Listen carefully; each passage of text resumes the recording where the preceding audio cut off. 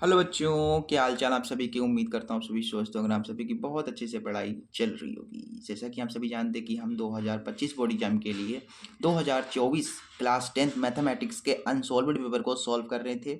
हमने आपको पिछले वीडियो में 2024 का जो सेट 7 आईवी था, इसके आपको सभी ऑब्जेक्टिव्स कराए थे। बेटा इसके कितने ऑब्जेक्टिव्स थे बताओ फटाफट।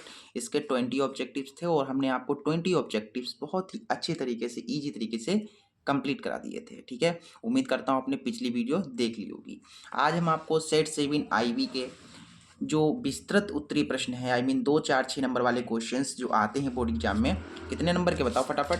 2 4 6 नंबर वाले क्वेश्चंस आते हैं, उन्हें हम इस वीडियो में सॉल्व करेंगे। ये देख लीजिए, ये क्वेश्चंस हैं, इन्हें हम बहुत ईजी तरीके से आपको बताएंगे। बहुत ईजी तरीके से, जो सबसे सरल तरीका होगा बेटा वो आपको बताएंगे और आपको सारे क्वेश्चन समझ में आएंगे। ठीक है, तो वीडियो में आप लास्ट तक बने रहिएगा और जो क्वेश्चन आपको आता हो उसे स्किप करके नेक्स्ट क्वेश्चन देख लीजिएगा। मैं आपका टाइम वेस्ट नहीं करना चाहता हूँ, यहाँ हम पढ़ाने आए हैं और आपका टाइम बहुत ही ज़्यादा कीमती है। ठीक है, तो आपको जैसे ये क्वेश्चन पहला वाला आ रहा है तो इसको स्किप करके अगला वाला क्वेश्चन देख लो। ठीक है, चलिए, because time is very precious for every student नहीं, फॉर एवरी वन। ठीक है, चलिए स्टार्ट करते हैं। तो वीडियो का लाइक कर दो, बाद में आप भूल जाते हो। ठीक है, चलिए, तो हमारा जो फर्स्ट क्वेश्चन है उसे ध्यान से पढ़िएगा। फर्स्ट क्वेश्चन कह रहा है कि यदि कोट ए बराबर वी अपॉन ए है तो सिद्ध कीजिए कि बी से कि अपॉन ए कोसिक ए इज इक्वल टू 1। ये हमें सिद्ध करना है। ट्रिगोनोमेट्री का क्वेश्चन है, बहुत आसान तरीके से हम आपको कराएंगे। देखिए यहाँ पर हमें कोट ए बराबर बी अपॉन ए दिया गया है, हमें इसको लेकर के एक के बराबर दिखाना है। ठीक है, यहाँ पर दो साइड है, यहाँ पर दो साइड है, एक लेफ्ट साइड है और राइट साइड है। हम इस लेफ्ट साइड को लेंगे और एक के बराबर इसे कर देंगे। ठीक है, तो हम क्या करते हैं, टेकिंग लेफ्ट हैंड साइड, यानी एलएचएस हम ले रहे हैं। एलएचएस तुम्हारे पास क्या है बेटा बताओ। बी से एक है बटा में है ए कोसिक है, ये है तुम्हारे पास। ठीक है, देखिए यहाँ पर, तो यहाँ पर देखेंगे अगर आप ध्यान से तो बी अपॉन ए आ रहा है। ठीक है, बी अपॉन ए जो कि किसके बराबर दिया गया है, आप देख सकते हैं यहाँ पर जो बी अपॉन ए है बेटा वो हमें दिया गया है कोट ए के बराबर, है कि नहीं। कोट ए के बराबर दिया गया है और यहाँ पर आप देखिए बी अपॉन ए लिखा हुआ है, तो इसके स्थान पर आप लिख सकते हो कोट ए, है कि नहीं। तो इसके स्थान पर हम लिख देंगे कोट ए। क्या लिख देंगे बताओ फटाफट, कोट ए लिख देंगे। ठीक है, और ये सब क्या है, गुणा में तो बेटा है, देखो ये सब गुणा में तो है, तो ये गुणा में रहेगा तुम्हारे पास। अब क्या बचा बताओ, बचा हमारे पास सेक ए अपॉन कोसिक ए बचा। क्या बचा बेटा, सेक ए अपॉन में कोसिक ए, ये चीज़ हमारे पास बची तो हमने भाई लिख दी।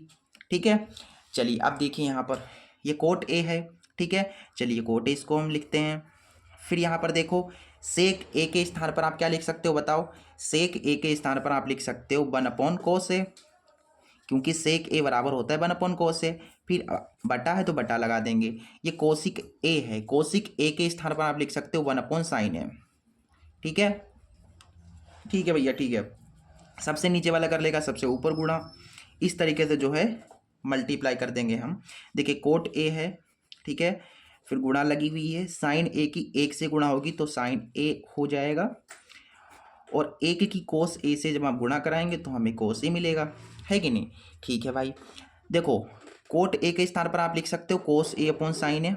देखिए यहाँ पर जो है सूत्रों का खेल है, आपको सूत्र याद हैं, आपको अगर त्रिकोणमिति के फार्मूला याद हैं आप क्वेश्चंस को बहुत आसानी से बना लेंगे, आपको कोई प्रॉब्लम नहीं होगी। लेकिन अगर आपको सूत्र नहीं याद है त्रिकोणमिति के, आप नहीं बना पाएंगे सूत्र। ठीक है, क्योंकि मैंने चैप्टर 8 है वो मैंने पढ़ाया था, मैंने आपको सभी फार्मूला बताए थे और मैंने याद करने के लिए नहीं बताया था, मैंने आपको बता दिया था कि किस तरीके से ये फार्मूले आए हैं और आपको याद भी नहीं करना पड़ा था, आराम से आप सभी को समझ में आ गए थे फार्मूले।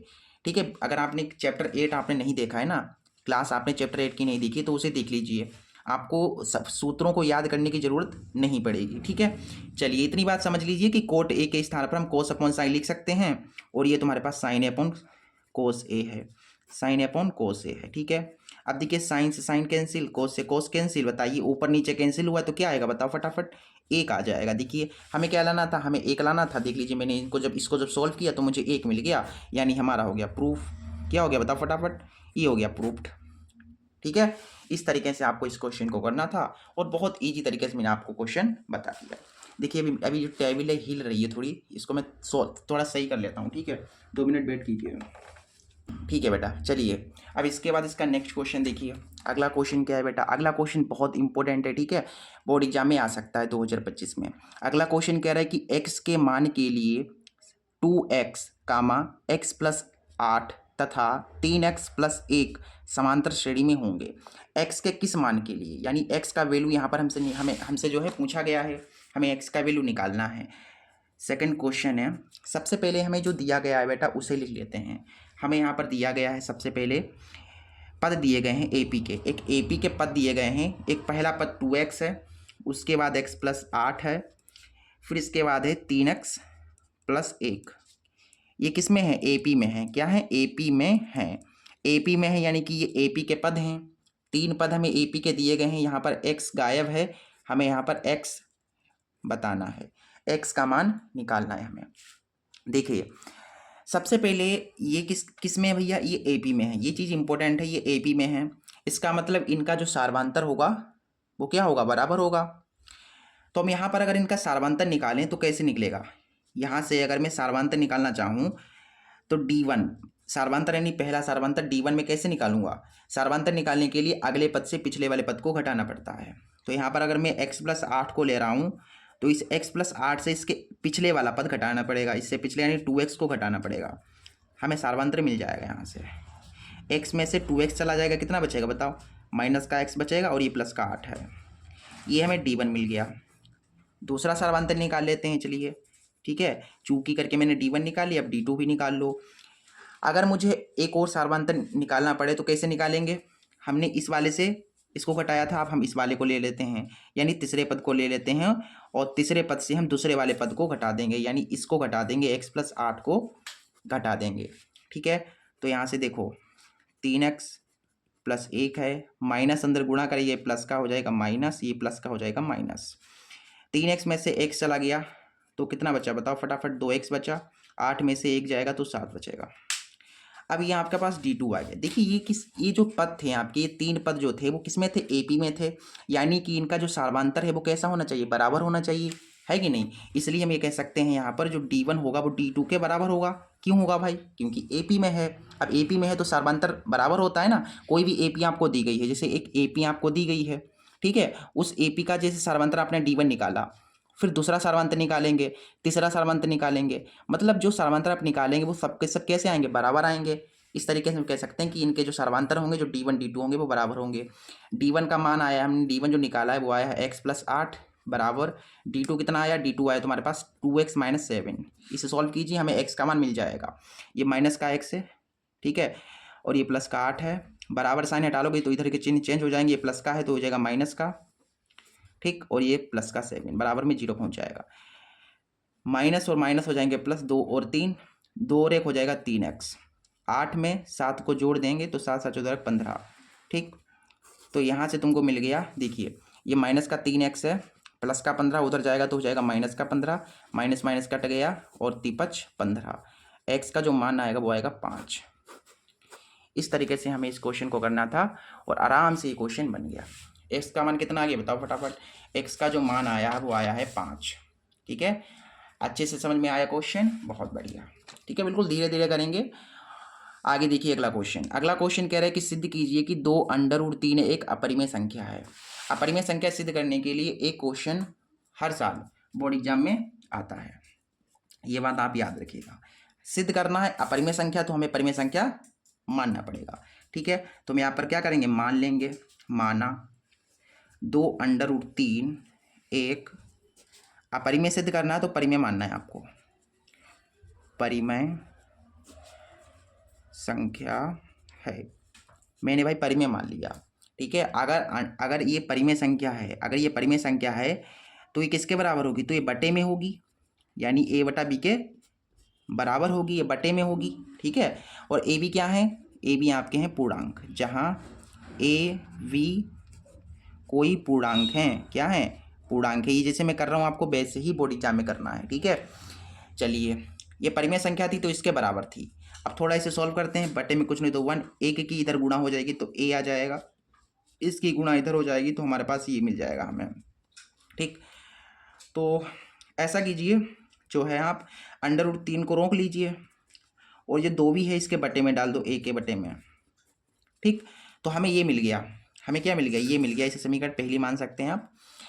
तो आपने देखा यहाँ पर, आपने देखा कि चूंकि ये क्या है, ये परिमेय संख्या है आपकी, क्या है ये, परिमेय संख्या है। और ये क्या है आपकी, ये आपकी अपरिमेय संख्या है, क्योंकि ये अंडर रूट में है। ठीक है, ये अपरिमेय संख्या। बताइए कभी परिमेय संख्या अपरिमेय संख्या के बराबर होती है? बिल्कुल नहीं भाई, परिमेय संख्या अपरिमेय संख्या के बराबर नहीं होती है। चूंकि करके लिख दो कि चूंकि ये क्या है, a/2v एक परिमेय संख्या है। क्या है बेटा, परिमेय संख्या है तथा √3 एक क्या है, एक अपरिमेय संख्या है, अपरिमेय संख्या है, जो कि कभी भी परिमेय संख्या बराबर नहीं हो सकती अपरिमेय संख्या के। ठीक है, अपरिमेय संख्या के। अतः करके लिख दो फिर, अतः 2√3 एक अपरिमेय संख्या होगी। ठीक है, अतः करके हमने लिख दिया भाई अपरिमेय संख्या है। ये हो गया आपका सॉल्यूशन। ठीक है, इस तरीके से आपको करना था और आराम से मैंने आपको बता दिया। ठीक है, चलिए ये स्टेटमेंट आपको इतनी लिखनी पड़ेगी तभी आपको नंबर मिलेंगे। चलिए इसका नेक्स्ट क्वेश्चन देखिए, अगला क्वेश्चन देखिए फटाफट। अगला क्वेश्चन कह रहा है कि एक घन का आयतन 729 घन सेंटीमीटर है, इसका संपूर्ण पृष्ठ क्षेत्रफल हमें बताना है। घन का संपूर्ण पृष्ठ क्षेत्रफल हमें बताना है बेटा, ये क्वेश्चन है तुम्हारा। यहाँ पर देखिए ये क्वेश्चन है घा वाला, हमें दिया गया है। यहाँ पर हमें क्या क्या दिया गया है, सबसे पहले हम उसे लिख लेते हैं। देखिए दिया है, जैसे मैं कर रहा हूँ बोर्ड एग्जाम में, आपको डिक्टू वैसे ही करना है। ठीक है, हमें दिया गया है घन का आयतन, घन का बेटा जो घन का आयतन दिया गया है वो हमें कितना दिया गया बताओ फटाफट। घन का आयतन दिया गया है 729 सेंटीमीटर क्यूब, ये हमें दिया गया है घन का आयतन। हमें यहाँ पर बताना है इसका संपूर्ण पृष्ठ क्षेत्रफल। अच्छा, घन का आपको जो है संपूर्ण पृष्ठ क्षेत्रफल निकालने के लिए घन की भुजा पता होनी चाहिए। तो घन की भुजा सबसे पहले हम यहाँ पर निकाल लेते हैं। ठीक है, तो क्या निकालेंगे, सबसे पहले घन की भुजा निकालेंगे। देखिए घन का आयतन है तो इसके स्थान पर आप क्या लिख सकते हो, घन का आयतन क्या होता है बताओ। घन का आयतन होता है भुजा की घात 3। ठीक है, घन का आयतन क्या होता है, भुजा की घात 3 होता है ना, और यहाँ पर 729 है। ठीक, तो घन के आयतन के स्थान पर मैं भुजा की घात 3 लिख सकता हूँ, क्योंकि ये सूत्र होता है। यहाँ से हमें भुजा मिल जाएगी, देखिए भुजा मिल जाएगी, क्यों हटा लेंगे तो इधर आपका जो है घन चढ़ जाएगा 729 के ऊपर। तो बताइए 729 का घनमूल क्या होगा। 729 को देखिए आप इसे जो है काटना चाहें तो काट सकते हैं। 3 से काटेंगे, 3 दूना 6, 3 चौको 12, 3 तिया 9, फिर 3 से काटेंगे, 3 अठे 24, 3 एकम 3, फिर 3 से काटेंगे तो कुछ इस तरीके से आ जाएगा। 3 दूना 6, 3 से 21, 3 नम 27, 3 तिया 9, 3 एकम 3, यानी कि यहाँ पर जो है आपको मिलेगा 9। तो इसका जो घनमूल आएगा, ठीक है, वो आ जाएगा 9। यहाँ से हमें पता चल गया जो इस घन की भुजा है वो कितनी है, 9 सेंटीमीटर है। अच्छा, हमें भुजा पता चल गई है तो घन का हम जो संपूर्ण पृष्ठीय क्षेत्रफल है वो निकाल सकते हैं। तो ऐसे करके लिख दीजिए कि अतः घन का संपूर्ण पृष्ठीय क्षेत्रफल। घन का संपूर्ण पृष्ठीय क्षेत्रफल बताइए, क्या घन का संपूर्ण पृष्ठीय क्षेत्रफल निकालने के लिए क्या सूत्र होता है, 6 गुणा भुजा स्क्वायर। क्या होता है बताओ फटाफट, 6 गुणा भुजा स्क्वायर। तो यहाँ से तुम्हारा सूत्र जो है लगा देंगे। भुजा कितनी आई है, 9 आई है, तो यहाँ से देखिए 9 ने 81, 6 कम 6 और 8 छंगे 48, यानी कि यहाँ से हमें मिल गया ये सेंटीमीटर स्क्वायर में। ठीक है, 486 सेंटीमीटर स्क्वायर। ठीक है, ये आपका जो है संपूर्ण पृष्ठीय क्षेत्रफल हो जाएगा घन का। इस तरीके से हमें इस क्वेश्चन को करना था। 2 नंबर का प्रश्न था, आराम से हो गया। अगला क्वेश्चन नंबर कह रहा है कि बिंदु 2, और 4, 6 को मिलाने वाले रेखाखंड को 1:2 के अनुपात में अंतः विभाजित करने वाले बिंदु के निर्देशांक ज्ञात कीजिए। मतलब इन 2 बिंदुओं को विभाजित करने वाला, ठीक है, जो बिंदु है वो हमें निकालना है। चलिए ये क्वेश्चन है तुम्हारा, देखते हैं इसे भी। देखिए क्वेश्चन नंबर रहा है यहाँ पर, इसको समझते हैं हम ग्राफ के मदद से। ठीक है, सबसे पहले इस क्वेश्चन में क्या दिया गया है हमें, इस क्वेश्चन में हमें जो है दो बिंदु दिए गए हैं। एक पहला बिंदु यहाँ पर है जो कि हमें दिया गया है 2, -3। एक दूसरा बिंदु हमें दिया गया है जो कि हमारे पास है -4, 6। इन दो बिंदुओं को मिलाने वाला रेखाखंड, इनको और इनको मिलाने वाला एक रेखाखंड खींच लेता हूँ मैं। देखिए मैंने रेखाखंड खींच लिया। रेखाखंड को 1:2 के अनुपात में अंतःविभाजित करने वाले बिंदु के निर्देशांक, मतलब इस वाले रेखाखंड को एक बिंदु जो है वो विभाजित कर रहा है। ठीक है, विभाजित कर रहा है, किस अनुपात में विभाजित कर रहा है, 1:2 में, यानी कि यहाँ से लेकर के यहाँ तक जो है वो हो जाएगा 1 हो जाएगा, और यहाँ से लेकर के यहाँ तक हो जाएगा आपका 2। ठीक, समझ गए बात को, समझ गए बात को। ये बिंदु है बेटा, ये बिंदु है, इस रेखाखंड को कितने अनुपात में विभाजित कर रहा है, 1:2 में। देखिए यहाँ से लेकर के यहाँ तक 1 हो गया और यहाँ से यहाँ तक हो गया, मैंने मान लिया 2 है। ठीक, तो ये जो बिंदु है ये हमें निकालना है। इस बिंदु को मैं मान लेता हूँ x, y, और हमें यही निकालना है। बहुत बढ़िया, समझ में आ गया। एक रेखाखंड है, उसको एक बिंदु विभाजित कर रहा है, किससे कैसे विभाजित कर रहा है, 1:2 में विभाजित कर रहा है। ठीक है, चलिए हमें इस बिंदु को ज्ञात करना है। इसे a मान लेते हैं, इसे b मान लेते हैं, इसे c मान लेते हैं। चलिए इसका हल करते हैं। बहुत आसान है और बहुत ही ज़्यादा इम्पोर्टेंट क्वेश्चन है। देखिए तो यहाँ पर जो है एक बिंदु V है जो AC को अंतः विभाजित कर रहा है। तो अंतः विभाजन का हमें यहाँ पर सूत्र लगाना पड़ेगा। कौन सा सूत्र लगाना पड़ेगा बताओ फटाफट। अंतः विभाजन का सूत्र, अंतः विभाजन सूत्र से। तो अंतः विभाजन का जो सूत्र होता है वो आप सभी को पता है, क्या होता है बता फटाफट बताओ। x बराबर m1x2 प्लस m2x1 अपॉन में होता है m1 प्लस m2। ठीक है, ये x निर्देशांक निकालने के लिए हो गया। और y वाला कैसे निकालेंगे भाई, y निकालने के लिए हो जाएगा y बराबर m1y2 प्लस m2y1 और बटा में m1 प्लस m2। ठीक है, तो ये हो गया भैया, ये सूत्र आपका हो गया अंतः विभाजन का। ठीक है, तो x निकालने के लिए हम यहाँ पर मानों को रख देते हैं। देखिए m1 m2 ये कहाँ से मिलेगा, सबसे पहले ये बात आती है भैया, हमें क्या दिया गया, हमें दिया गया 1:2। ठीक, तो ये जो पहला वाला जो आपका है ना, यहाँ पर जो पहला वाला अनुपात है उसे हम मान लेते हैं m1 और दूसरा वाला जो अनुपात है उसे हम m2 मान लेते हैं। मतलब ये एक m1 हो गया और m2 कितना हो गया, 2 हो गया। और यहाँ से ये x1 हो जाएगा और ये y1 और ये x2 और ये y2। ठीक है, अब इन मानों को इस सूत्र में हम रख देंगे। ठीक है, देखिए यहाँ से m1 कितना है, 1 है, x2 कितना है, -4 है, m2 कितना है, m2 2 है, x1 2 है, m1 1 है, m2 2 है। ठीक है, अब y में भी रख लीजिए यहीं पर। ठीक है, m1 कितना है, 1 है, y2 कितना है, y2 6 है, और m2 तुम्हारा 2 है और y1 तुम्हारा -3 है, बटा में 1 + 2।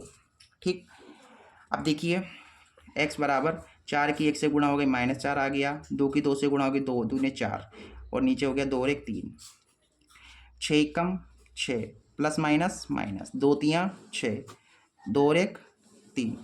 तो यहाँ से आपने देखा 4 में से 4 चले गए 0, और यहाँ पर देखिए 6 में से 6 गया 0, यानी कि हमें जो बिंदु मिल गया है वो मिल गया है 0 और 1 मिल गया, ये भी आ गया 0। तो बिंदु बताइए क्या आ गया, अतः वह बिंदु, हमने बिंदु को C नाम दिया था ना, हमने बिंदु को नाम दिया था V।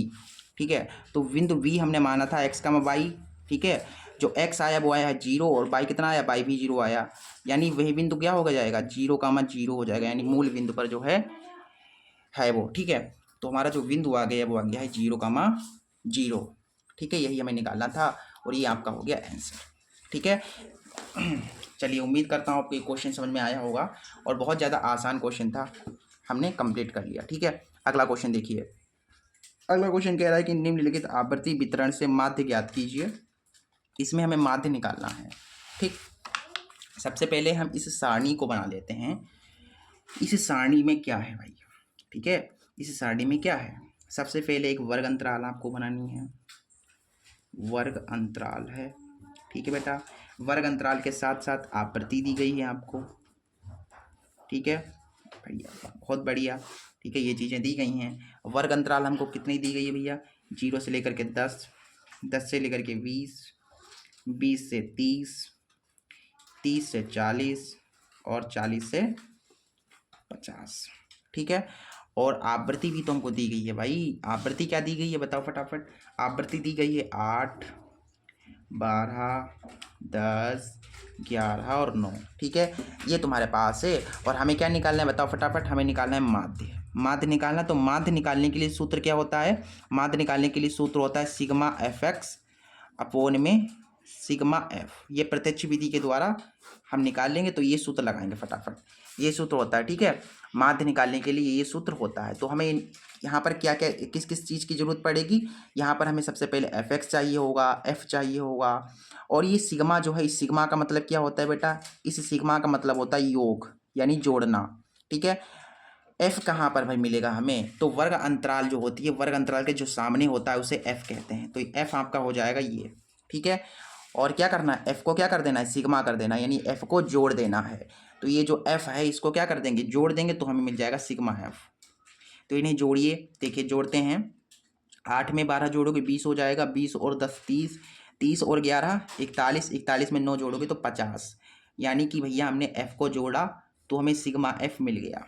ठीक, ये तो मिल गया। यहाँ से हमें एक्स चाहिए होगा, सबसे पहले एक्स निकाल लेते हैं, फिर एफ एक्स भी निकल जाएगा। एक्स निकालने का तरीका क्या होता है, एक्स निकालने का तरीका ये होता है, जो अंतराल दी गई है आपकी, जो अंतराल दी गई है उसे पहले जोड़ना है, फिर उसका आधा करना है। जैसे कि 10 में 0 जोड़ोगे तो 10 होगा, 10 का आधा करोगे तो 5 आएगा। ऐसे ही 20 में 10 जोड़ोगे 30 हो जाएगा, 30 का आधा करोगे 15, 30 2 50, 50 का आधा 25, 40 30, 70, 70 का आधा 35, 50 40 90, 90 का आधा 45। ठीक है, इसके बाद आपको चाहिए होगा एफ एक्स। एफ एक्स कैसे मिलेगा, एफ एक्स कैसे मिलेगा, एफ एक्स कैसे मिलेगा बताओ फटाफट। एफ एक्स मिलेगा जब आप एफ की एक्स से गुणा कराएंगे, इस एफ की एक्स से गुणा करा देंगे तो मुझे एफ एक्स मिल जाएगा। तो भैया गुणा करा लो, 8 पंजे यहाँ पर 40 हो गया, 12 की 15 से गुणा करानी है, 15 गुणा 12 तो 15 दूना 30 और 15 एकम 15, यानी कि 180 हो गया। ठीक, फिर इसके बाद 25 की गुणा 10 से करा दो, फिर 11 गुणा 35 करना है, तो तीसरा यहाँ से हो जाएगा तुम्हारे पास ये 361। ठीक, फिर इसकी गुणा कराओ, 45 गुणा 9 तो 9 पचे 45 के 5 हासिल 4 चले जाएंगे, 9 चौको 36, 36 में 4 जोड़ोगे तो 40। ये तुम्हारे पास आ गया। फिर क्या करना है, हमें एफ एक्स का सिग्मा करना है। तो ये जो एफ एक्स आया है आपका, ये जो एफ एक्स आया इसका सिग्मा कर देते हैं। सिग्मा का मतलब जोड़ना। ठीक है, तो इसे हम जोड़ देते हैं। देखिए 5 और 1 6 हो गया, 6 5 11 और 11 8 19, 19 में 4 जोड़ोगे तो 23, हासिल 2 चले गए, 4 2 6, 6 3 9, 9 और 2 11, 11 और 1 12, यानी तुम्हारे पास ये आ गया ठीक है 1236, 1236 हमें मिल गया। अब ये जो मान हमने निकाले हैं इस सूत्र में रख देंगे तो हमें जो माध्य है वो हमें मिल जाएगा। देखिए माध्य यहाँ से हमें मिल गया, क्या निकला भैया, सिग्मा एफ एक्स कितना निकला, सिग्मा एफ एक्स निकला 1236 और बट्टा में सिग्मा एफ आपका 50 आ गया। ऊपर वाले को नीचे से भाग देंगे जब आप, तो आपको कितना मिलेगा बताओ मुझे। तो आपको मिल जाएगा यहाँ से 25.2। ठीक है, 25.2 लगभग आपको मिलेगा और ये आपका हो जाएगा आंसर। ठीक है, ये आपका आंसर हो जाएगा। माध्य निकालने का तरीका मैंने आपको बता दिया। बाकी मैंने माध्य, माध्यक और बहुलक निकालने के लिए कई क्वेश्चन कराए हैं। ठीक है, कई क्वेश्चन आपने किए हैं। ये वाला क्वेश्चन हो गया ना, इसका नेक्स्ट क्वेश्चन देखिए। अगला क्वेश्चन क्या है, ठीक है, अगला क्वेश्चन क्या है उसे देखिए। तो बेटा जो अगला हमारा जो नेक्स्ट क्वेश्चन है वो क्या कह रहा है, 22 में का कह रहा है कि बिंदु -4,6 बिंदुओं ए इतना है बी इतना है को जोड़ने वाले रेखाखंड को किस अनुपात में विभाजित करेगा। पहले वाले क्वेश्चन में क्या था भाई, पहले वाले क्वेश्चन में अनुपात दिया था और बिंदु निकालना था। आपकी बार इन्होंने एक बिंदु दे दिया है लेकिन हमें अनुपात निकालना है। अनुपात यानी m1 और m2 हमें निकालना है। अनुपात बोले तो m1 और m2 हमें निकालना है। ठीक है, चलिए बहुत बढ़िया क्वेश्चन है और ये क्वेश्चन आशा करता हूँ आप ये क्वेश्चन कर लेंगे। देखिए यहाँ पर सबसे पहले तो एक बिंदु दिया गया है जो ए और बी को जोड़ने वाला, तो ए बिंदु है तुम्हारे पास सबसे पहले तो, और एक बिंदु तुम्हारे पास बी है। ठीक है बेटा, एक बिंदु ए है और एक बिंदु बी है, तो इनको जोड़ने वाला रेखाखंड, भैया मैंने इनको जोड़ने वाला एक रेखाखंड खींच लिया। हालांकि ये टेढ़ा है लेकिन एक रेखाखंड है। ठीक है, ए बिंदु हमें दिया गया है -6, -10। वी बिंदु कितना दिया गया, ये दिया गया 3, -8। ए और बी को जोड़ने वाला रेखाखंड हो गया। ठीक है, फिर बोला है कि एक बिंदु है, ठीक है, ये बिंदु है -4,6 किस अनुपात में विभाजित करेगा। मतलब यहाँ पर एक इस रेखाखंड के ऊपर एक बिंदु है, यहाँ पर मैं मान लेता हूँ ये जो बिंदु है वो यहाँ पर है, जो कि है -4,6। ये वाला जो बिंदु है इस रेखाखंड को किस अनुपात में विभाजित करेगा। बोले तो यहाँ से लेकर के यहाँ तक का अनुपात हमें निकालना है, ठीक, और यहाँ से लेकर के यहाँ तक का अनुपात मान लेता हूँ हमें M2 भी बताना है। M1 और M2 हमें निकालना है। क्या बताना है भैया, M1 अनुपात M2 कितना होगा, ये हमें बताना है। बहुत बढ़िया क्वेश्चन है, समझ में आपको आ गया होगा। जो बीच में होता है उसे हम x और y लेते हैं, और जो किनारे के हैं इसको x1 y1 x2 और y2 करके चलेंगे। ठीक है, चलिए भैया, अंता विभाजित कर रहा है, अनुपात की बात आई है और अंता विभाजित कर रहा है, यानी कि हमें जो है अंता विभाजन का सूत्र लगाना पड़ेगा जो हमने पीछे लगाया था। ठीक है, तो अंता विभाजन का सूत्र यहाँ पर अब हम लगाते हैं। अंता विभाजन सूत्र से, अंता विभाजन का जो सूत्र होता है वो आप सभी को पता है ना, एक बार मुझे बताओ फटाफट क्या होता है अंता विभाजन का सूत्र। सबसे पहले x बराबर क्या होता है, x बराबर होता है m1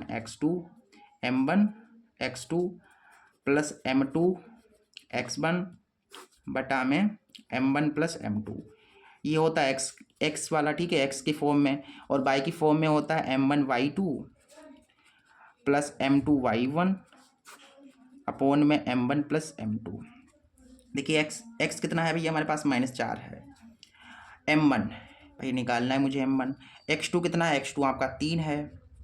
m2 कितना है भैया, m2 भी निकालना है हमें।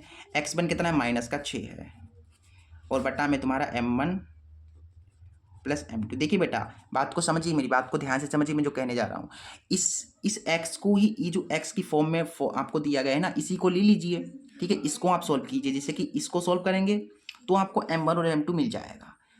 इसको लेने की ज़रूरत नहीं है, क्योंकि आप इसको लोगे तब भी वही आएगा आंसर। तो केवल अगर हम इस वाले फार्मूले को ले लें, x वाला ले लें, हमें आंसर मिल जाएगा, यहाँ से m1 और m2 मिल जाएगा सोल्व करने पर। तो इसे हम नहीं लेंगे, इसे हम आगे नहीं बढ़ाएंगे, नहीं आगे बढ़ाएंगे, हम केवल इसे सॉल्व करेंगे। ठीक है, अब सॉल्व करते हैं, फटाफट m1 m2 निकालते हैं। देखिए यहाँ पर -4/1 है, यहाँ से 3 की m1 से गुणा हो जाएगी तो 3m1 आ गया, प्लस माइनस 6 की m2 से गुणा हो जाएगी तो 6m2 आ जाएगा, और बट्टे में तुम्हारे पास m1 प्लस m2 है। इसकी गुणा इधर, इसकी गुणा इधर, पहले एक की इधर गुणा कराएंगे तो 3m1 माइनस 6m2 हो जाएगा, बराबर इसकी उधर गुणा। देखिए माइनस का 4 पहले गुणा करेगा m1 से, ठीक, फिर माइनस का 4 करेगा m2 से गुणा।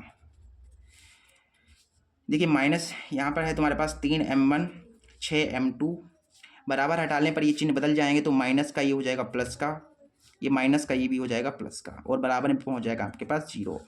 3m1 से 4m1 चले जाएंगे तो 1m1 बचेगा। 6m1 में से 6m2 में से 4m2 घटाइए तो आपके पास बच जाएंगे 2m2, बराबर में 0। यहाँ से हमारे पास आ जाएगा m1, माइनस का उधर भेजेंगे तो हो जाएगा प्लस का 2m2, ठीक। फिर इसका गुणांक कुछ नहीं तो 1 है ना, तो हमें अनुपात में निकालना है, तो हम इसे ऐसे लिख सकते हैं कि m1 बटा m2, ये m2 गुणा में था, इसके बटे में आ गया, और ये हो जाएगा तुम्हारे पास 2 बटा, ये 1 गुणा में है तो इधर बटे में आ गया। यानी कि हमारे पास जो अनुपात आ गया है वो आ गया है 2 अनुपात कितना आ गया। मुझे लगता है कहीं पर बेटा मिस्टेक हो गई है, ठीक है, आंसर नहीं आ रहा है भैया, आंसर नहीं आ रहा, मतलब मिस्टेक हो गई कहीं पर, कहीं पर मुझसे मिस्टेक हो गई है क्या।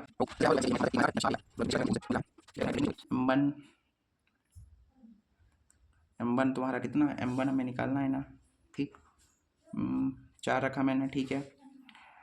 x2 3 हो गया, x1 -6 हो गया, ये हो गया -4m1 माइनस का 4m2, और इधर हो गया। फिर ओ बेटा मिस्टेक यहाँ पर तुमसे हो रही है, बताएं कि हमसे मिस्टेक हो रही है कहाँ पर भाई, यहाँ पर देखो, बराबर मैंने हटाला था तो ये चिन्ह मैंने बताया थे बदल जाते हैं, तो जैसे ये माइनस का प्लस हो गया था, ऐसे ही वैसे ये वाला जो माइनस है ये हो जाएगा प्लस, ठीक है। यहाँ पर मिस्टेक हो गई, 4 और 3 यहाँ पर हो जाएंगे 7, कितने हो जाएंगे, 7 हो जाएंगे यहाँ पर, ठीक है। तो यहाँ पर कितने आ जाएंगे, 7 आ जाएंगे। तो हमारे पास जो अनुपात आ गया है वो आ गया है m1 अनुपात m2 बराबर 2:7, ठीक। देखो बेटा, इस बटे का मतलब होता है अनुपात, ठीक, m1 फिर ये बटा था, इसके स्थान पर अनुपात लिख दिया, यहाँ पर भी बटा था, इसके स्थान पर अनुपात लिख दिया, तो ये आपका हो जाएगा आंसर। ठीक है, चलिए इस क्वेश्चन ने वैसे टाइम मेरा बहुत वेस्ट किया है, इस क्वेश्चन ने टाइम वेस्ट कर दिया। चलिए अगला क्वेश्चन देखते हैं। क्वेश्चन अगला कह रहा है कि एक बिंदु ए से जो एक वृत्त के केंद्र से 7.5 सेंटीमीटर दूर पर स्थित है, वृत्त पर स्पर्श रेखा की लंबाई 6 सेंटीमीटर है, तो वृत्त की त्रिज्या ज्ञात करनी है।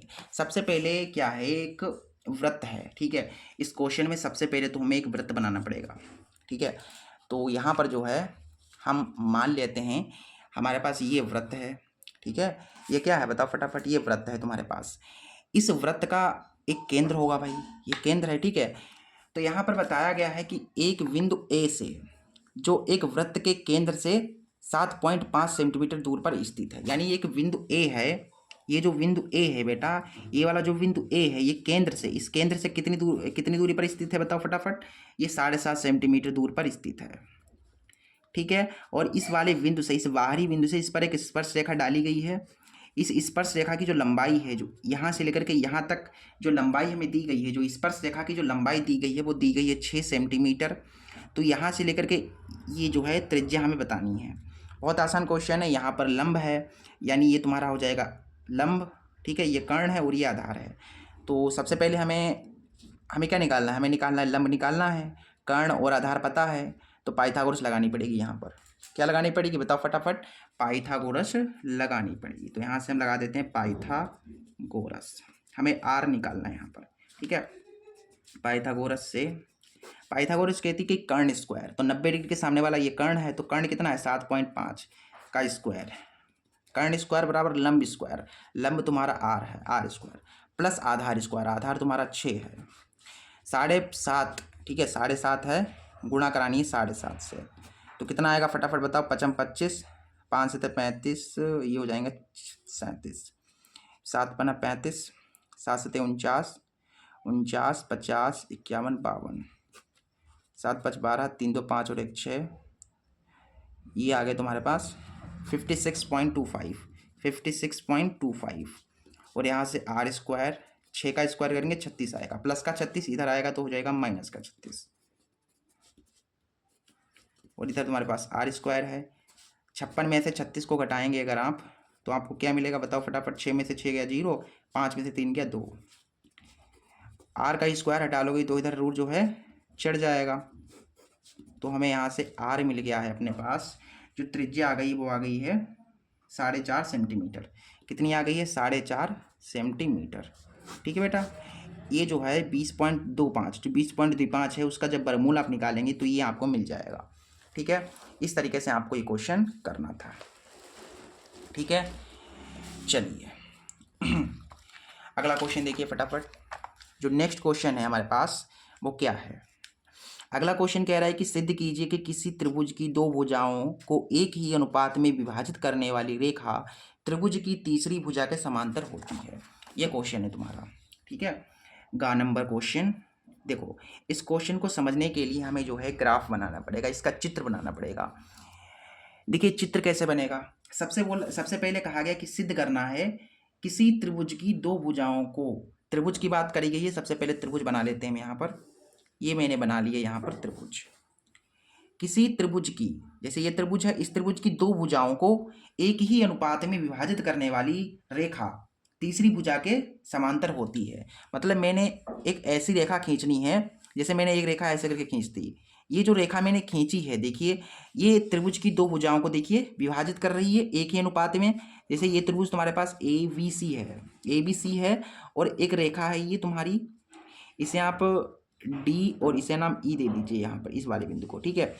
तो ये जो रेखा आपने तीसरी रेखा खींची है, ये रेखा जो है इस त्रिभुज की दो भुजाओं को एक ही अनुपात में विभाजित कर रही है। जैसे त्रिभुज की पहली भुजा ये हो गई और दूसरी भुजा ये हो गई, देखिए दो भुजाओं को क्या कर रही है, प्रतिच्छेद कर रही है, और प्रतिच्छेद कर रही है यानी कि इसका अनुपात AD बटा DV बराबर हो जाएगा AE बटा EC, है कि नहीं। अनुपात बराबर हो रहा है, तो आपको सिद्ध करना है कि जो आपने रेखा खींची है ये इस वाली रेखा के, जो तीसरी रेखा है उसके समांतर होती है। जैसे त्रिभुज की जो तीसरी भुजा है, ये तीसरी भुजा है ना, ये त्रिभुज तीसरी भुजा है, इसके समांतर होती है, यानी कि जो DE है वो BC के समांतर होगा। ये हमें सिद्ध करना है। क्या करना है सिद्ध, देखिए यहाँ पर सिद्ध करना है। हमें सिद्ध करना है कि जो आपने जो रेखा खींची है वो त्रिभुज की तीसरी भुजा के समांतर है। यानी ये जो आपने डीई रेखा खींची है वो क्या है, समांतर है, वो समांतर है इस बीसी रेखा के। ये आपको करना है सिद्ध, ठीक है, ये हमको करना है सिद्ध। देखिए ये कैसे होगा। ये करने के लिए हम क्या करते हैं, यहाँ पर सबसे पहले इस बिंदु डी से, ठीक है, इस बिंदु डी से इस ए सी के ऊपर एक लंब डाल देते हैं।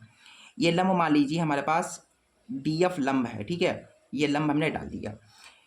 फिर हम क्या करेंगे यहाँ पर, ठीक है, सबसे पहले हम ये जानते हैं, सबसे पहले हम क्या जानते हैं कि एक ही अनुपात में विभाजित कर रही है ये जो रेखा है, यानी कि ए डी बटा डी वी, ऐसे करके लिखिए। चूंकि ए डी बटा डी वी बराबर होगा ए ई बटा ई सी। ये तो पहले से ही आपको जो है दिया गया था, ये तो आपको पहले से दिया गया था। लेकिन उसके बाद मैंने क्या किया, अब हमने क्या किया, रचना करी। अब हमने रचना क्या करी, अब हमने रचना थोड़ी बहुत करी भाई। हमने रचना करी कि डी से लेकर के ऐसे क्या किया मैंने, डी से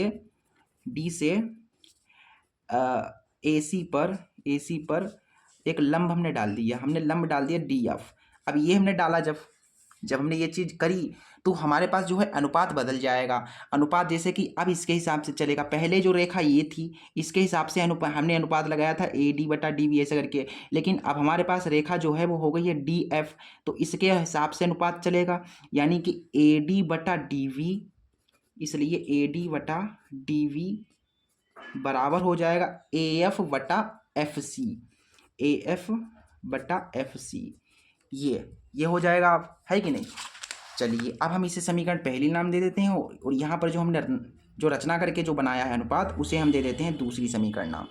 अब ये जो फर्स्ट और सेकंड इसकी तुलना करते हैं, ठीक है, क्या करते हैं, तुलना करते हैं। तो समीकरण फर्स्ट व सेकंड की क्या करने रहे हैं, बताओ बेटा, फटाफट बताओ, तुलना कर रहे हैं हम। तुलना करेंगे तो बेटा ये चीज़ देखिए सेम है तो ये कट जाएगी, तो हमारे पास क्या आ जाएगा बताओ फटाफट, ये आ जाएगा हमारे पास ए ई बटा ई सी बराबर ए एफ बटा एफ सी। ये आ जाएगा, क्या आ जाएगा, ये आ जाएगा। तो यहाँ पर जो है अब हम क्या करेंगे, यहाँ पर जो है अब हम क्या करेंगे, ऐसा करते हैं, सिद्ध हमें ये समांतर सिद्ध करना है ना, हमें समांतर सिद्ध करना है, तो हम क्या करते हैं, दोनों तरफ +1 कर देते हैं, काम हमारा हो जाएगा। हाँ हो जाएगा, ठीक है। अब क्या करते हैं हम, दोनों ओर +1 करने पर, मतलब जोड़ने पर, दोनों तरफ 1 जोड़ने पर, तो इधर आप जोड़ेंगे ए ई बटा ई सी में आपको 1 जोड़ना है, और ए एफ बटा एफ सी जो है इसमें आपको एक 1 जोड़ देना है। मतलब दोनों तरफ हमने क्या कर दिया, 1 जोड़ दिया, बस यही तो मैंने किया है। ठीक है, क्लियर है बिल्कुल सब कुछ, ठीक।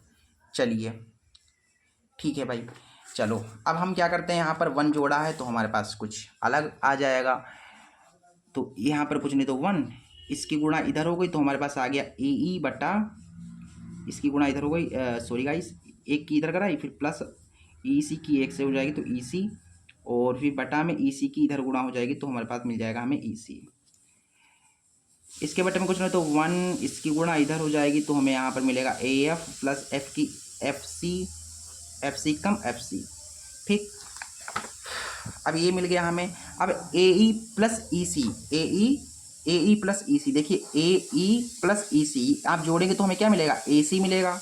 क्या मिलेगा बताओ फटाफट, ए सी मिलेगा, है कि नहीं। नीचे तुम्हारे पास क्या है, ई सी आ गया, और A F plus F C, A F plus F C करेंगे तो भी हमें ए सी मिलेगा, हमें ए सी तो मिलेगा, और नीचे तुम्हारे पास एफ सी है। देखिए त्रिभुज की ये जो भुजाएं जो आपने 2 भुजाएं देखी थी, देखिए समझिए बात को, ये जो आपने रेखा खींची थी ना, जो रेखा आपने खींची थी, ये जो रेखा है इस त्रिभुज की 2 भुजाओं को क्या कर रही थी, तो फटाफट प्रतिच्छेद कर रही थी। और हमने यहाँ पर निकाल दिया कि जो भुजा है, ये जो भुजा है जो AC है वो AC के बराबर है बिल्कुल। तो हम यहाँ से ये कह सकते हैं, हम कह सकते हैं कि अतः जो आपकी जो DE है वो BC के समांतर हो जाएगी, ठीक है। DE जो है वो समांतर हो जाएगी BC के। ये हो गया आपका सिद्ध हुआ। क्यों सिद्ध हुआ भाई बताओ फटाफट, क्यों सिद्ध हुआ ये भैया, ये बराबर आ गया यहाँ पर, ठीक है, ये बराबर आ गया इसलिए। एक और चीज़ है यहाँ पर, जो ईसी होगा वो क्या होगा, देखो यहाँ पर जो ईसी है वो यहाँ पर एफसी के बराबर है। ये कैसे हुआ भाई, ईसी एफसी के बराबर क्यों है, देखिए यहाँ पर ईसी ईसी और एफ सी ये बराबर है ना, बिल्कुल देखिए यहाँ से और यहाँ तक ये क्या है, बराबर है यहाँ के हिसाब से, ठीक है। अगर ये बराबर है तो नीचे वाला भी बराबर होना चाहिए। इस तरीके से आपको ये क्वेश्चन करना था और ये क्वेश्चन भी आराम से बन गया। अगला क्वेश्चन देखिए, अगला क्वेश्चन तुम्हारे पास जो अगला क्वेश्चन है वो क्या कह रहा है। नेक्स्ट क्वेश्चन कह रहा है कि 2 अंकों की एक संख्या में अंकों का योग 12 है, अंकों का स्थान बदल देने पर प्राप्त संख्या दी गई संख्या से 18 अधिक है, तो संख्या ज्ञात करनी है हमें। ये क्वेश्चन हम कई बार करा चुके हैं, इस टाइप के क्वेश्चन हमने कहीं किए हैं और उम्मीद करता हूँ आपको याद होगा मैंने कैसे कराया था, किन किन स्टेप्स को फॉलो किया था। हमें 2 अंकों की संख्या ज्ञात करनी है भाई। 2 अंकों की संख्या मैंने मान ली यहाँ पर 33 है, तो इसमें देखिए इकाइकांक है और दहाइकांक भी है कि नहीं, यानी कि हमें 2 अंकों की संख्या कब मिलेगी, जब हम इकाइकांक और दहाइकांक पता कर लेंगे। तो यहाँ पर जो है सबसे पहले क्या करेंगे, इकाई और दहाई के अंक को पता करेंगे, ठीक है। पता तो है नहीं कुछ यहाँ पर, पता तो कुछ है नहीं, तो हम यहाँ पर मान लेते हैं।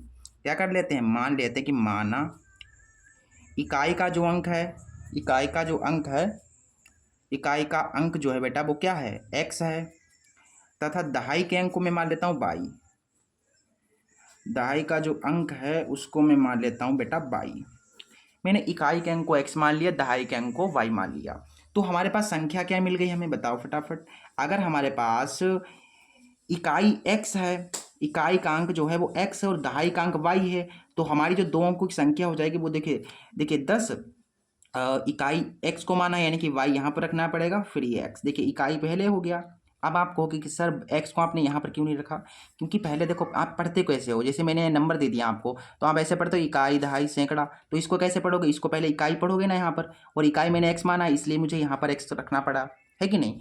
तो ये आपके पास आ गई संख्या, ये आपके पास क्या आ गई, संख्या आ गई, ठीक है, बहुत बढ़िया। तो यहाँ पर ये संख्या आपको प्रॉपरली कैसे मिलेगी, जब आप x और y निकाल लेंगे फिर इस समीकरण a में आप रख देंगे तो हमें संख्या मिल जाएगी 2 अंकों की, ठीक है। तो ये हमारे पास संख्या है। चलिए अब जो कंडीशंस दी गई हैं उनको फॉलो करते हैं और x और y का मान निकालते हैं। सबसे पहले हमारे पास कंडीशन है, कहा गया है कि 2 अंकों की एक संख्या के अंकों का योग 12 है। हाँ तो बेटा जो पहली कंडीशन है तुम्हारे पास वो क्या है, लिखते हैं यहाँ पर प्रथम शर्त। बेटा प्रथम शर्त क्या कह रही है तुम्हारे पास, प्रथम शर्त में कहा गया है कि अंकों का योग 12 है। क्या कहा गया, अंकों का योग 12 है। तुम्हारे पास अंक कौन कौन से, तुम्हारे पास अंक है x और y है, तो x और y जो तुम्हारे पास अंक हैं उन इन अंकों का योग यानी जोड़ कितना है, 12 है। यानी अंकों को अगर आप जोड़ेंगे तो 12 आपको मिलेगा। ये मान लो समीकरण फर्स्ट, देखिए समीकरण पहली बन गई। अगली कंडीशन से समीकरण सेकंड बन जाएगी। अगली कंडीशन में कहा गया है कि अंकों का स्थान बदल देने पर प्राप्त संख्या दी गई संख्या से 18 अधिक है, ठीक है। ये कंडीशन है तुम्हारी दूसरी। तो यहाँ पर लिखते हैं द्वितीय कंडीशन को और उसको भी सरल करते हैं। देखो बेटा अगली कंडीशन में कहा गया है कि अंकों का स्थान बदल देने पर, जैसे तुम्हारे पास जो संख्या है वो क्या है 10y + x है, ठीक है। ये संख्या तुम्हारे पास दी गई संख्या ये है, ये संख्या में दी गई है। इस संख्या के अंकों का स्थान बदल देने पर, मतलब ये जो y है इसके स्थान पर x कर दें और इस x के स्थान पर y कर दें तो हमें ये संख्या प्राप्त हो गई। देखो कहा गया है कि अंकों का स्थान बदल देने पर प्राप्त संख्या दी गई संख्या से 18 अधिक है, यानी कि इनका जो स्थान है, इनके जो अंकों का स्थान है वो मैंने बदल दिया तो मुझे ये संख्या मिल गई। ये जो संख्या मिली है क्या है, 18 अधिक है। यानी क्या है, ये 18 अधिक है, इसका मतलब ये 18 कम होगी, तो इसमें मुझे 18 जोड़ना पड़ेगा तभी ये बराबर हो पाएगा। चलिए अब इसे सॉल्व कीजिए। तो यहाँ से देखिए 10y है और ये प्लस का y इधर आएगा, माइनस का भी हो जाएगा, ये प्लस का x है और ये प्लस का 10x इधर आएगा, माइनस का 10x हो जाएगा और ये प्लस का 18 है उधर जाएगा, माइनस का 18 हो जाएगा। ठीक है, समझ में आ गया बिल्कुल। प्लस का y इधर आ गया और ये x था, प्लस का 10x इधर आ गया, माइनस का 10x हो गया, प्लस का 18 उधर गया, माइनस का 18 हो गया। 10y में से 1y चला जाएगा तो 9y बचेगा। 10x में से 1x जाएंगे तो आपके पास बचेंगे 9x और बराबर में तुम्हारे पास -18 है। यहाँ से आप माइनस का 9 कॉमन ले लीजिए तो हमारे पास x - y बराबर माइनस का 18 बचा, माइनस माइनस कट गया, 9 दूना 18 हो गया। तो यहाँ से तुमको देखने को मिला x - y बराबर 2। ये तुम्हारी बन गई समीकरण सेकंड। मैंने आपको बताया था ना दूसरी कंडीशन से समीकरण सेकंड बन जाएगी, दूसरी कंडीशन का यूज किया, समीकरण सेकंड बन गई। अब इस समीकरण फर्स्ट और इस समीकरण सेकंड को सॉल्व करके x और y का मान निकाल लेंगे, उस x और y के मान को इस समीकरण a में रख देंगे, हमें संख्या मिल जाएगी। हल करने के लिए हम विलोपन विधि का उपयोग करेंगे। तो विलोपन विधि के लिए क्या करते हैं, हम समीकरण फर्स्ट को और समीकरण सेकंड को जोड़ देते हैं। ठीक है, समीकरण फर्स्ट तुम्हारे पास एक्स प्लस वाई बराबर 12 है, एक्स प्लस वाई बराबर 12 है, और ये है तुम्हारे पास एक्स माइनस वाई बराबर 2। देखो मैं जोड़ रहा हूँ, आप घटा भी सकते हैं। ठीक है, आप दोनों में से कोई भी काम एक कर लीजिए, जैसे जोड़ सकते हैं आप घटा भी सकते हैं। ठीक है, हम जोड़ रहे हैं तो ये एक्स और एक्स हो जाएंगे 2x, प्लस माइनस है इसलिए कट जाएंगे, और 12 और 2 हो जाएंगे तुम्हारे पास 14, 2 सत्ते 14, यानी एक्स का जो मान आ जाएगा वो आ जाएगा 7। अच्छा, ये एक्स का मान समीकरण फर्स्ट या सेकंड में रख सकते हैं आप। ठीक है, तो अब हम क्या करते हैं, इस एक्स का मान समीकरण फर्स्ट में रख देते हैं हम। चलिए ठीक है, फर्स्ट तुम्हारे पास कौन सी है भाई, एक्स प्लस वाई बराबर 12 है। ठीक है, एक्स प्लस वाई बराबर 12 है, जहाँ पर एक्स है वहाँ पर क्या रखेंगे हम, बताओ 7 रखेंगे। तो हमें यहाँ पर जो y का मान मिलेगा वो मिलेगा 12 माइनस 7 करने पर y बराबर 5। देखिए x का मान आ गया 7 और y का मान आ गया 5, तो संख्या क्या हो जाएगी, इसलिए जो हमारी संख्या हो जाएगी वो हो जाएगी, देखिए संख्या हमने क्या मानी थी भाई, 10y प्लस एक्स मानी थी। क्या मानी थी बताइए फटाफट, 10y प्लस एक्स मानी थी। तो यहाँ पर अगर हम मान को रखेंगे, y के स्थान पर क्या रखना है, 5 को रखना है, x के स्थान पर 7 रखना है, तो 10 पना 50 और ये प्लस 7, यानी कि 50 7 57, ये आपका हो जाएगा आंसर। देखिए आप 7 और 5 को जोड़ेंगे तो 12 मिल जाएगा, यानी अंकों का योग 12 है। इस तरीके से आपको संख्या निकालनी थी। ठीक है, ये क्वेश्चन आराम से बन गया। इसमें कोई प्रॉब्लम हुई बताओ, कोई समस्या हुई, कोई दिक्कत हुई, नहीं हुई ना। चलिए इसके बाद इसका नेक्स्ट क्वेश्चन पढ़ते हैं। अगला क्वेश्चन कह रहा है कि द्विघात समीकरण ये दी गई है, इसके मूल ज्ञात करने हैं। ठीक है, मूल ज्ञात करने हैं तो गुणनखंड विधि और धाराचार विधि कोई भी लगा सकते हैं हम यहाँ पर। ठीक है, एक द्विघात समीकरण यहाँ पर हमको सर्वप्रथम दी गई है। देखिए बेटा, सबसे पहले जो है एक द्विघात समीकरण दी गई है जो कि है √3x² माइनस का 11x प्लस के 8 √3 बराबर में 0। ये बेटा तुम्हारे पास क्या है, द्विघात समीकरण है, इसे हमें क्या करना है, सॉल्व करना है। तो सॉल्व करने के लिए हमारे पास गुणनखंड विधि है और धाराचार विधि है। अंडर रूट वाली संख्याएं जब आ जाती हैं तो धाराचार ज़्यादा बढ़िया रहता है, क्योंकि गुणनखंड करना थोड़ा कठिन हो सकता है। ठीक है, इसलिए हम क्या करेंगे, यहाँ पर धाराचार विधि लगाएंगे। तो यहाँ से ये a मिल जाएगा हमें √3 और b हमका 11 है और ये c है। ठीक है, अब हम यहाँ पर धाराचार सूत्र लगा देते हैं। धाराचार सूत्र है आपका x बराबर -b plus minus under root के अंदर b² माइनस 4ac अपॉन में 2a। यहाँ से माइनस है, फिर b कितना है आपका -11 है, फिर क्या है प्लस माइनस है, फिर अंडर रूट है बेटा b², b के स्थान पर माइनस का 11 रखना है आपको, फिर -4a कितना है √3 है, और c कितना है 8 √3 है, और बटा में 2a कितना है a√3 है। तो यहाँ से देखिए ये माइनस माइनस प्लस, यानी कि 11 आ गया, प्लस माइनस 11 का स्क्वायर करेंगे 121 मिलेगा। ठीक है, फिर यहाँ से देखिए माइनस, ठीक है, ठीक है बिल्कुल करेक्ट है ना, 4ac मैंने किया, 4a और c। ठीक है, तो यहाँ से देखिए 4 8 32 हो गए, फिर √3 की √3 से गुणा कराए 3 आ गया, यानी 3 दूना 6 3 3 9, यानी कि 96 हमको मिल गया। फिर यहाँ से 2 √3 आ गया। क्लियर है, ठीक है। चलिए x बराबर 11 प्लस माइनस 121 में से 96 चले गए, 21 में 4 जोड़ोगे 25, यानी कि 25 आपको मिलेगा, और नीचे तुम्हारे पास 2 √3 है। थोड़ा सा आगे और एक स्टेप बढ़ा लेते हैं। 25 का जो वर्गमूल होता है वो क्या होता है बताओ फटाफट, 25 का वर्गमूल होता है 5, तो यहाँ पर हम इसके स्थान पर 5 लिख देंगे, और नीचे तुम्हारे पास है 2 √3। ठीक, यहाँ पर जो है आप देखेंगे ये प्लस में भी और माइनस में भी है, तो एक बार हम प्लस ले लेंगे, एक बार माइनस ले लेंगे। क्या कर रहे हैं, पहले हम प्लस लेने पर तो प्लस लेंगे जब हम, तो हमें मिलेगा x बराबर 11, केवल प्लस लेना है, ये माइनस नहीं लेना है, केवल प्लस लेना है। ठीक है, तो यहाँ से हमें मिल गया 5 और 11 इसमें जोड़ेंगे ना बेटा 16 आ जाएंगे, तो 16 ऊपर आ गए, और नीचे तुम्हारे पास 2 √3 है, तो 2 8 16, यानी कि जो आपको मूल मिल गया है वो मिल गया 8 बटा √3। ये आपको मिला पहला मूल मिल गया। ठीक है, अब दूसरा मूल देखिए, ये प्लस ले लिया मैंने, अब हम माइनस लेंगे, माइनस लेने पर तो माइनस लेंगे जब आप, तो आपको मिलेगा 11 माइनस 5 बटा 2 √3 है। फिर यहाँ से हमें मिल जाएगा 11 में से 5 चले जाएंगे तो आपके पास बचेंगे 6, फिर 2 √3 है, ये हो जाएगा 2 3 6, नहीं, x बराबर हमें मिल गया 3/√3। ये आपके आ गया यहाँ से दूसरा मूल, ये आपके हो गए मूल। ठीक है, इस तरीके से इस समीकरण को आपको सॉल्व करना था। बहुत आसान था, धराचार विधि से आपको सॉल्व करना था, बहुत ज़्यादा ईजी था, आसानी से हो गया। ठीक है, अगला क्वेश्चन नंबर कह रहा है कि निम्नलिखित आंकड़ों से माध्यिका ज्ञात कीजिए। हमें क्या करना है, यहाँ पर माध्यिका ज्ञात करनी है, माध्यिका निकालनी है, यानी माध्यक हमें ज्ञात करना है। 4 नंबर है।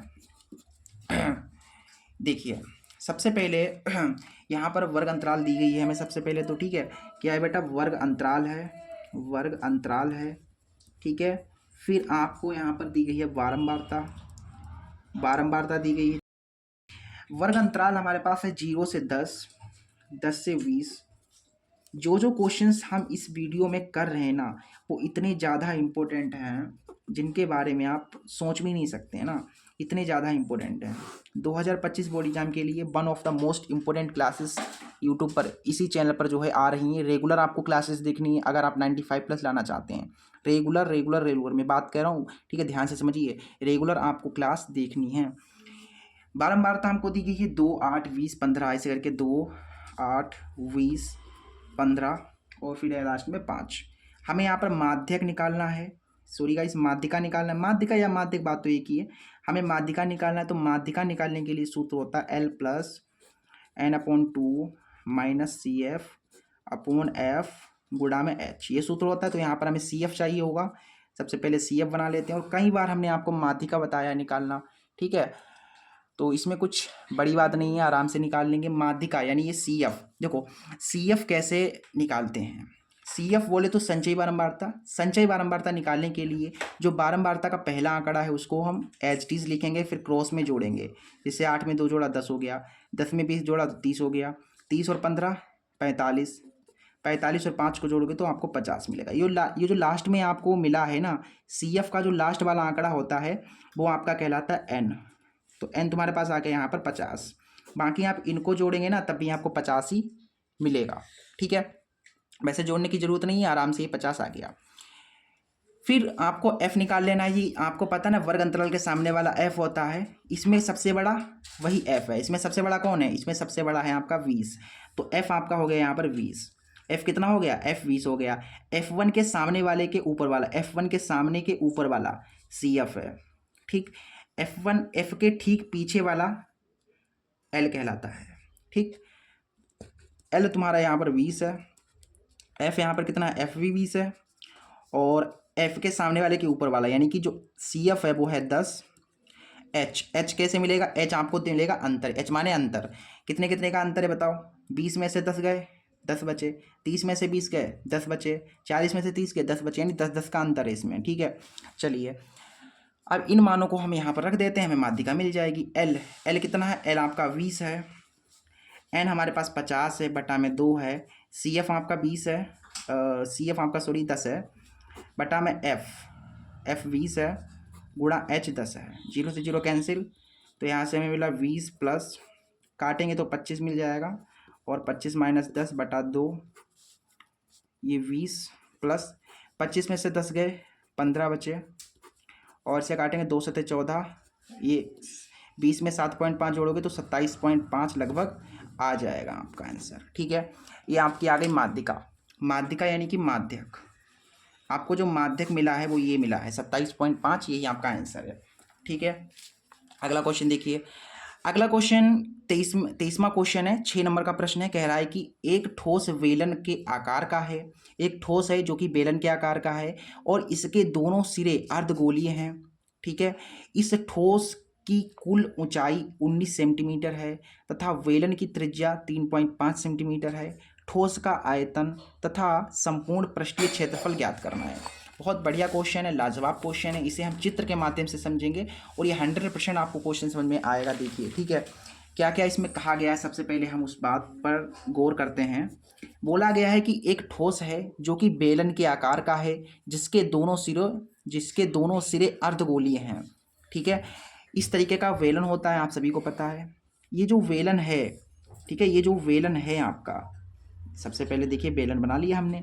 ये जो बेलन है इसके दोनों सिरे अर्धगोलीय हैं, मतलब इनके ऊपर एक ऐसे करके अर्धगोला रखा हुआ है। ऐसे करके ये अर्धगोला आप जो है यहाँ पर रखा हुआ है, ठीक है। ये जो ठोस है इसकी जो संपूर्ण ऊंचाई हमको दी गई है वो दी गई है 19 सेंटीमीटर। ये पूरा का पूरा जो ठोस है ना, ये पूरा पूरा ये पूरा जो है 19 सेंटीमीटर ऊंचा है, ठीक है। साथ ही साथ हमको वेलन की त्रिज्या दी गई है 3.5 सेंटीमीटर। ये वेलन है बेटा, ठीक है, ये वेलन है तो इसकी जो त्रिज्या होगी वो होगी 3.5। कितनी होगी? 3.5 होगी, ठीक है।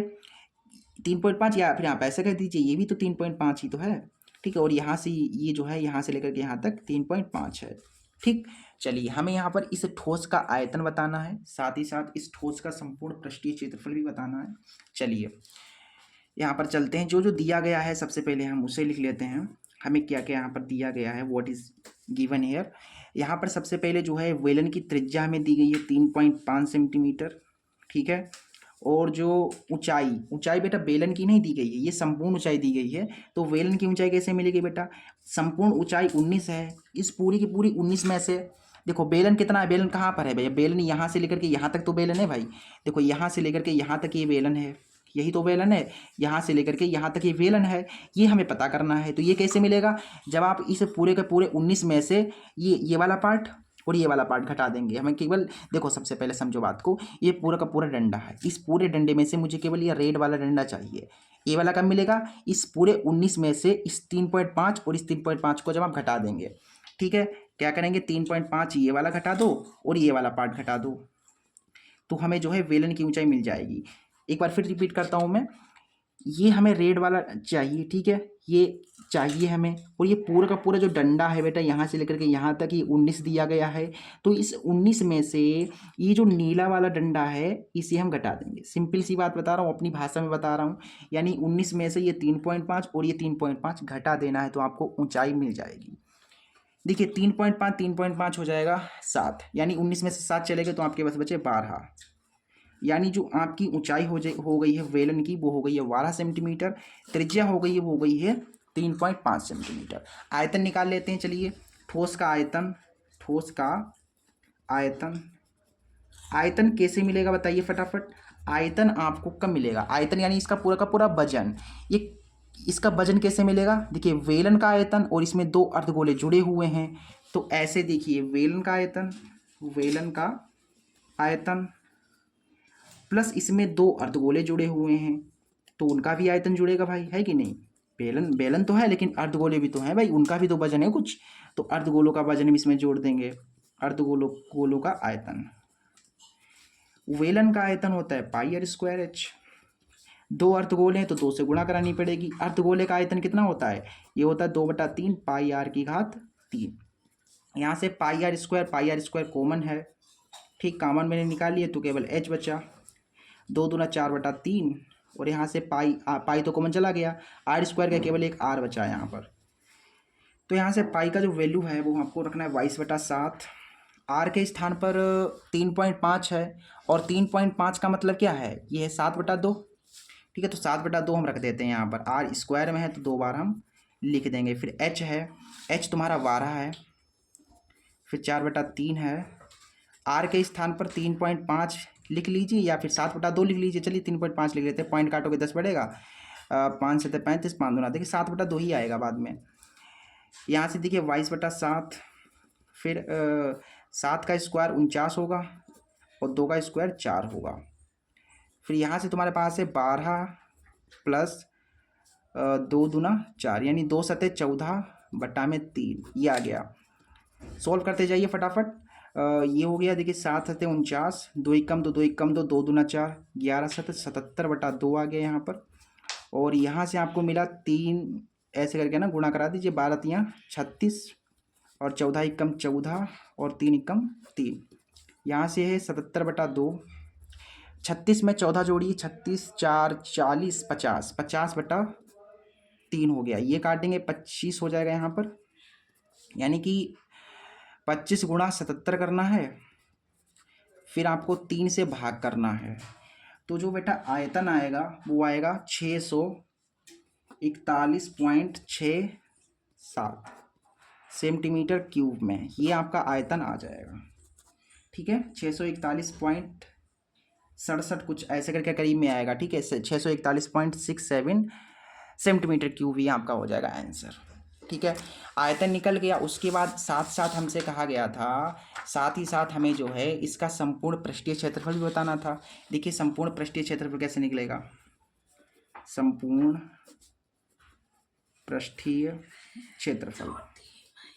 बेटा संपूर्ण पृष्ठीय क्षेत्रफल कैसे निकलेगा, वेलन है, ठीक है, यानी कि वेलन का पृष्ठीय क्षेत्रफल प्लस दोनों अर्धगोलों का पृष्ठीय क्षेत्रफल, ऐसे करके वेलन का पृष्ठीय क्षेत्रफल प्लस दोनों अर्धगोलों का पृष्ठीय क्षेत्रफल। ठीक है, वेलन का पृष्ठीय क्षेत्रफल होता है 2πr/h, 2 हैं, 2 से गुणा करानी पड़ेगी। अर्धगोले का पृष्ठीय क्षेत्रफल होता है 2πr²। ठीक है, यहाँ से आपके पास 2πr कॉमन है कि नहीं, 2πr कॉमन है, तो यहाँ से तुम्हारे पास h बचा और ये 2 बचा, यहाँ से 2πr चला गया, केवल एक r बचा। मानों को रख दीजिए फटाफट, पाई के स्थान पर 22/7, r है, r आपकी 3.5 है, इस 3.5 को आप 7/2 लिख सकते हैं, तो इस r के स्थान पर हमने जो है 7/2 लिख दिया। फिर h आपका 12 है, 2r कितना है 3.5 है, या 7/2 भी लिख लीजिए, कोई दिक्कत ना है। ये कट जाएगा, ये कट जाएगा, यहाँ से आपके पास आ गया 12 और ये गुणा कराने पर आ जाएगा 7, तो 12 7 19। यहाँ पर 22 है और 19 से गुणा करानी है, तो 19 दूना 38, 19 दूना 38, 8 9 10 11, 418 कुछ आएगा ना, 418। ठीक है, 418 ये आपका आ गया संपूर्ण पृष्ठीय क्षेत्रफल। ठीक है, सब कुछ क्लियर है बिल्कुल, ये आपका जो है आंसर हो जाएगा। ठीक, क्षेत्रफल की बात करी गई ना, सेंटीमीटर स्क्वायर में आएगा, 418 सेंटीमीटर स्क्वायर। क्लियर है, इस तरीके से आपको ये क्वेश्चन करना था। चलिए, उम्मीद करता हूँ आपको ये क्वेश्चन समझ में आया होगा। भाई वैसे तो बहुत आसान था, जोड़ना था केवल बस।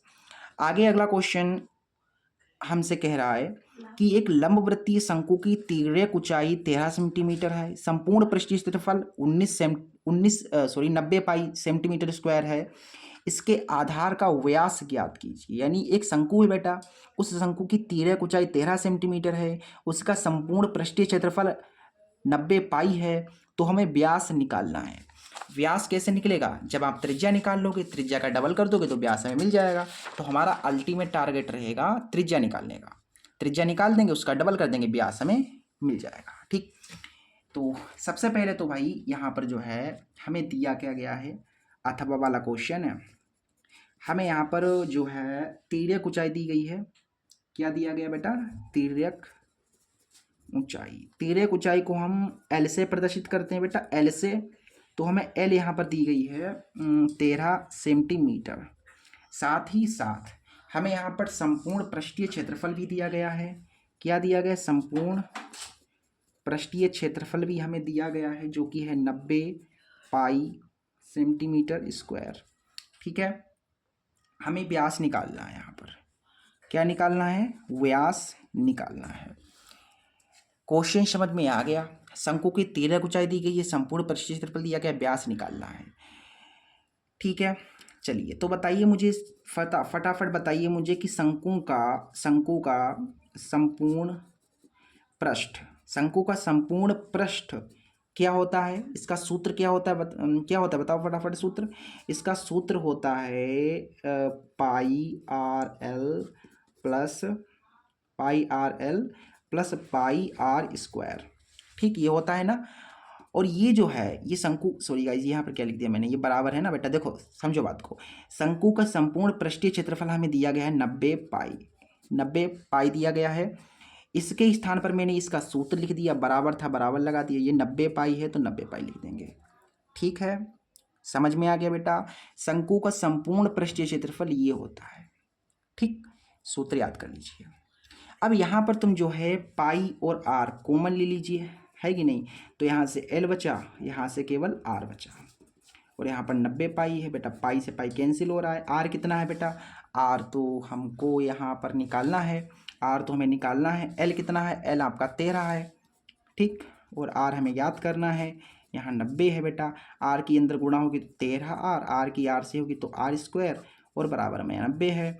तो यहाँ से आर स्क्वायर और ये प्लस का 13 आर है, ये प्लस का 90 इधर आएगा, माइनस का 90 हो जाएगा। अब यहाँ पर इसका गुणनखंड कर दो, आर हमें मिल जाएगा, है कि नहीं भाई, गुणनखंड कर लोगे, गुणनखंड करोगे तो आर हमें मिल जाएगा।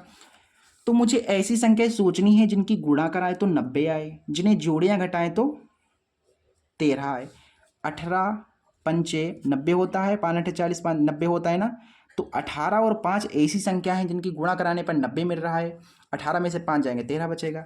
तो संख्या हमें मिल गई है, तो आराम से लिख दो यहाँ पर। इसके स्थान पर क्या क्या रखोगे बताओ, फटाफट बताओ क्या रखोगे। जो आपने संख्याएं सोची हैं, आपने संख्याएं सोची 18 और 5, आर में सब कुछ है भैया, आर में लिखना पड़ेगा। हमें 13 चाहिए, इसलिए यहाँ पर माइनस लगाएंगे, और यहाँ पर माइनस का 90 है, बराबर में 0 है। यहाँ से कॉमन आर हो रहा है, तो आर प्लस 18, यहाँ से कॉमन हो रहा है माइनस का 5, तो आर प्लस 18 बराबर में 0। ये कॉमन वाले को एक साथ लिख लेंगे, डबल है, 2 बार है तो एक बार लिख लो, और बराबर में 0। ये भी 0 के बराबर है, ये भी 0 के बराबर है, तो हम एक एक को 0 के बराबर डालेंगे। आर माइनस 5 है, जब हम आपने इसको 0 के बराबर डाला तो आपको आर मिल गया 5 सेंटीमीटर, यानी कि त्रिज्या मिल गई 5 सेंटीमीटर। और जब आप आर प्लस 18 है इसको डालेंगे 0 के बराबर, तो हमें मिलेगा आर बराबर माइनस 18 सेंटीमीटर, और त्रिज्या कभी माइनस में नहीं होती है, तो ये आपका होगा नहीं, आपकी त्रिज्या हो गई 5 सेंटीमीटर। अच्छा भाई, त्रिज्या कितनी है बताओ। शंकु की जो त्रिज्या है, इसलिए शंकु का जो व्यास होगा बेटा वो होगा 2 गुना त्रिज्या, है कि नहीं। तो यहाँ से हमें व्यास मिल गया, त्रिज्या 5 है तो व्यास हो गया 10, ठीक, 10 सेंटीमीटर ये आपका व्यास हो गया। आसान क्वेश्चन था, मैंने आपको समझा दिया, ठीक है। बहुत आसान था ना, बहुत ही ज़्यादा आसान था। थोड़ा जूम कर लेता हूँ, आपको दिख नहीं रहा होगा थोड़ा सा, ठीक है, क्लियर है अब, ठीक है। अगला क्वेश्चन देखिए बेटा, 24 नंबर क्वेश्चन कह रहा है कि 7 मीटर ऊंचे भवन के शिखर से एक केबल टावर की शिखर का उन्नयन कोण 60 डिग्री है और इसके पाद का अवनमन कोण 45 डिग्री है, तो टावर की ऊंचाई हमें बतानी है। देखो बहुत बढ़िया क्वेश्चन है, और ये क्वेश्चन बाद इसका जो नेक्स्ट क्वेश्चन है वो पढ़िए। अगला क्वेश्चन क्या कह रहा है, अगला क्वेश्चन कह रहा है कि जब सूर्य का उन्नयन कोण फाई से थीटा हो जाता है तो क्षैतिज तल में खड़े एक स्तंभ की छाया ए मीटर अधिक हो जाती है, स्तंभ की ऊंचाई ज्ञात कीजिए बेटा। ये क्वेश्चन है तुम्हारे पास। देखो यहाँ पर एक सबसे पहले स्तंभ है, ठीक है, एक स्तंभ है और सूर्य से किरणें आ रही हैं। अथवा वाला क्वेश्चन है ना ये, अथवा वाला। चलिए, एक स्तंभ इस तरीके से मान लीजिए, स्तंभ है, ठीक, स्तंभ है, और यहाँ पर मान लेता हूँ मैं सूर्य है, ये सूर्य है बेटा। इस सूर्य की किरणें इस पर पड़ रही हैं, ऐसे करके ये किरणें जो है इस पर पड़ रही हैं। तो इसके साथ पहले कोण बन रहा था, एक कोण बन रहा था ना, ये भाई स्तंभ है तो कुछ जमीन के किसी बिंदु से कोण तो बनेगा ही बनेगा। तो यहाँ पर कोण बन रहा था बेटा फाई, कितना बन रहा था कोण, 5 डिग्री कोण बन रहा था। अब जब यहाँ से किरणें पड़ी जब सूर्य की किरणें पड़ी तो धीरे धीरे कुछ टाइम बाद यहाँ पर जो है मतलब इसकी परछाई पहुँच गई, तो जो कोण बन रहा है फाई से थीटा हो गया फिर कोण, ठीक है। पहले फाई था, अब कुछ टाइम बाद जो है परछाई यहाँ तो रहेगी नहीं, फिर धीरे धीरे यहाँ पर आ गई। तो जो यहाँ से यहाँ तक आने में टाइम लगा है वो इन्होंने बता दिया कि ए मीटर अधिक हो जाती है छाया की लंबाई। अच्छा, मतलब छाया पहले यहाँ पर थी, फिर छाया यहाँ पर आ गई, ठीक। तो यहाँ से यहाँ तक आने में जो छाया की जो लंबाई है वो ए मीटर अधिक हो गई, ठीक, यहाँ से यहाँ तक ऐसे करके।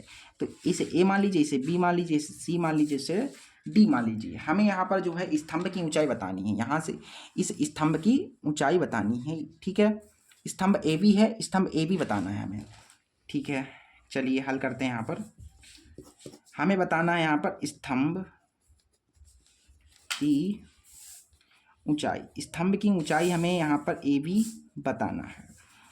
सबसे छोटा वाला त्रिभुज हमने आपको बताया है लेना है, सबसे छोटा त्रिभुज ए सी बी है, तो इस त्रिभुज में चलेंगे, त्रिभुज ए सी बी में टेन थीटा ले लीजिए। टेन थीटा, थीटा इसका कितना है बेटा, फाई है, बराबर लंब बटा आधार होता है, तो लंब तुम्हारा ए बी है और बटा आधार तुम्हारा वी सी है, ठीक, क्लियर है, ठीक। तो यहाँ पर मैं कुछ चीज़ें जो है बता देता हूँ आपको। ये जो ऊंचाई है बेटा, इसको आप h मान लीजिए, ठीक है। स्तंभ की ऊंचाई जो है h मान ली मैंने, और यहाँ से लेकर के यहाँ तक की दूरी मैंने x मान ली, ठीक है। यहाँ से यहाँ तक की दूरी मैंने x मान ली, ठीक है। चलिए अब हम करते हैं। तो देखो टेन फाई बराबर ए बी कितना है बेटा, ए बी h है तुम्हारा, बी सी कितना है, x है। तो ये तुम्हारे पास बन गई समीकरण फर्स्ट बन गई, ठीक है। चलिए अब इसके बाद बड़ा वाला त्रिभुज लेंगे, त्रिभुज ए डी बी में इस वाले त्रिभुज में भी हम टेन थीटा ले लेंगे। तो टेन थीटा बराबर आपको सभी को पता लंब बटा आधार होता है। टेन जो थीटा है इसका वो थीटा ही है, ठीक। लंब कितना है, लंब इसका h है। आधार ये पूरा का पूरा है, आधार ये पूरा आधार ये कब मिलेगा, जब आप इस x में इस a को जोड़ देंगे, यानी कि ये हो जाएगा x प्लस a। क्या हो जाएगा, x प्लस a हो जाएगा। ये हो गई समीकरण सेकंड। अब आप यहाँ पर ऐसा कीजिए ना बेटा, यहाँ पर आप जो है यहाँ पर जो है आप समीकरण फर्स्ट से, ठीक है, समीकरण फर्स्ट से h का मान निकाल लीजिए, ठीक है। क्या कर दीजिए, h का मान निकाल लीजिए, या x का मान निकाल लो, यहाँ से x का मान निकाल लो, ठीक है।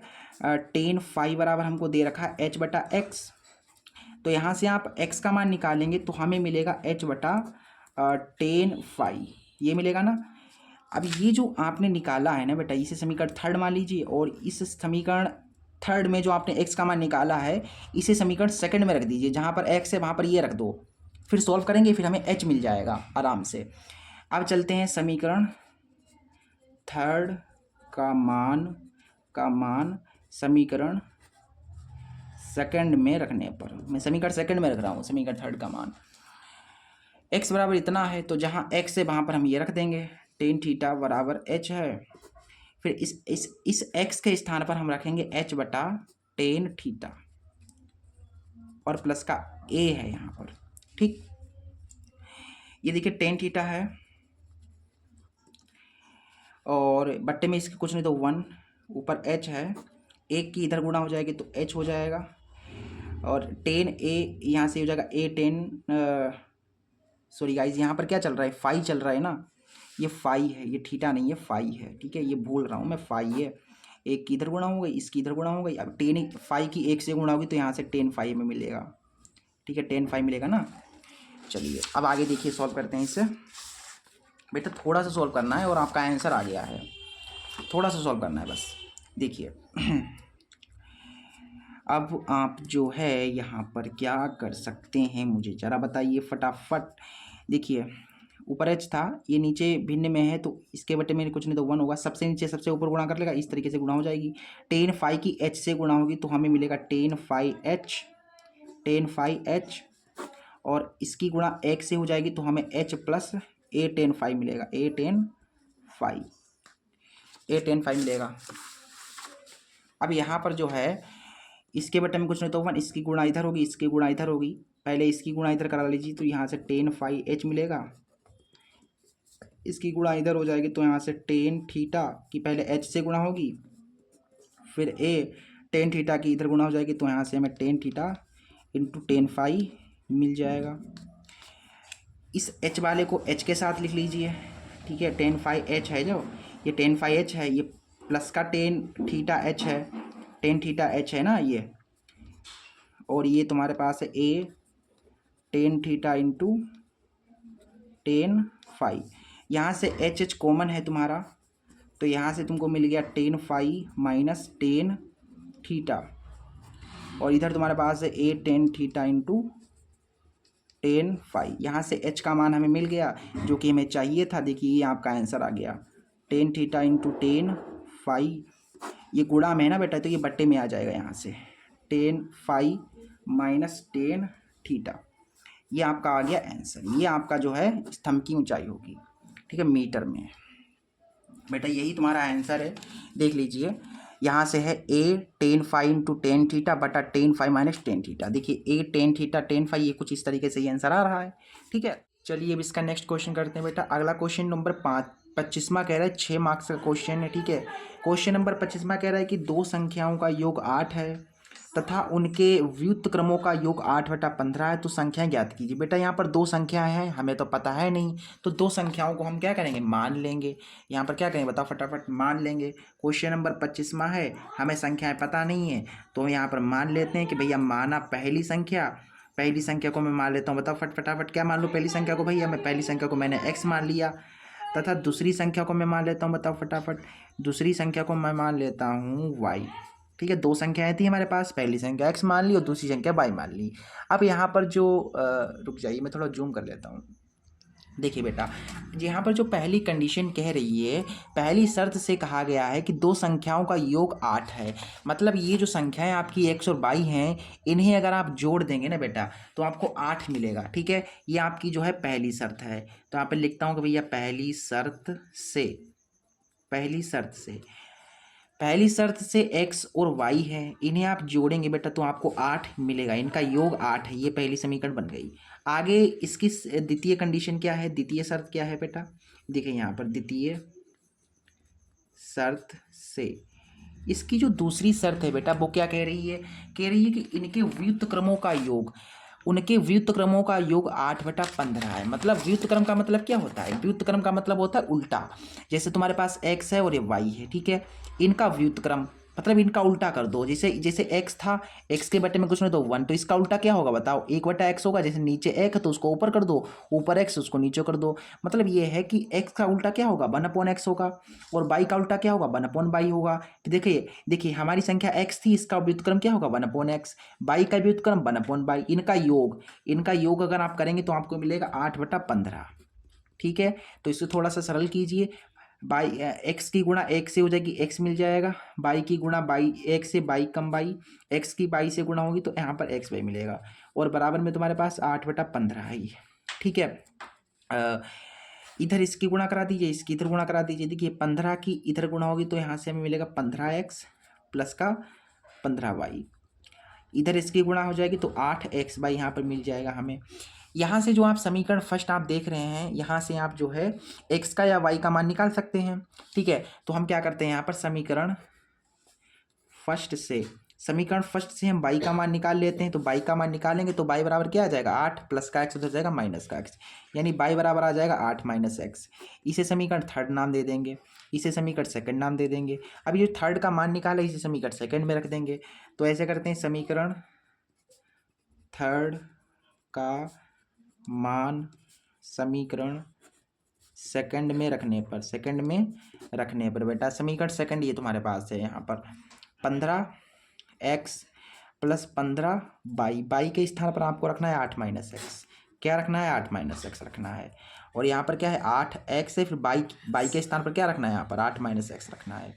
ठीक है, देखिए यहाँ पर सॉल्व कीजिए फटाफट। यहाँ से है तुम्हारे पास 15x, 15 की 8 से गुणा होगी, देखो 8×5 40, 8 कम 15, 8 से 20 हो जाएंगे, और 15 की 1 से गुणा होगी तो यहाँ से 15x। ठीक है, थोड़ा बड़ा लिख रहा हूँ जिससे कि आपको दिखे। 8 8 64 एक्स स्क्वायर, और 8 की इधर हो जाएगी तो 8x स्क्वायर। फिर यहाँ से तुम्हारे पास देखिए 15x है और ये 15x, तो ये प्लस माइनस है भैया, कट जाएंगे। यहाँ पर 120 है, ठीक है, और यहाँ पर है तुम्हारे पास 64x स्क्वायर है, और यहाँ पर है तुम्हारे पास, रुक जाइए, गलत हो गया थोड़ा सा, 64x है यहाँ पर। ठीक है, 64x है, और ये आपका है 8x स्क्वायर। यहाँ से आप 8 कॉमन ले लीजिए। ठीक है, कॉमन ले लीजिए, या ऐसा कीजिए 4 कॉमन ले लीजिए। ठीक है, यहाँ से जो है 4 कॉमन ले लो, 4 कॉमन लोगे ना आप, तो 4 कम 4, 4 छंगे 24, और यहाँ से 4 दूना 8, ये बचेगा तुम्हारे पास। फिर इसे आप काट दीजिए, 4 दूना 8, 4 3 12, सॉरी गाइस, 30 यहाँ पर आ जाएगा। ठीक है, 4 3 12 यानी कि 30 आ जाएगा, और यहाँ से तुमको मिल गया 16x माइनस का 2x स्क्वायर। दोनों तरफ 2 से भाग देंगे आप तो आपको मिलेगा 15, और यहाँ पर 2 8 16, और यहाँ से x स्क्वायर।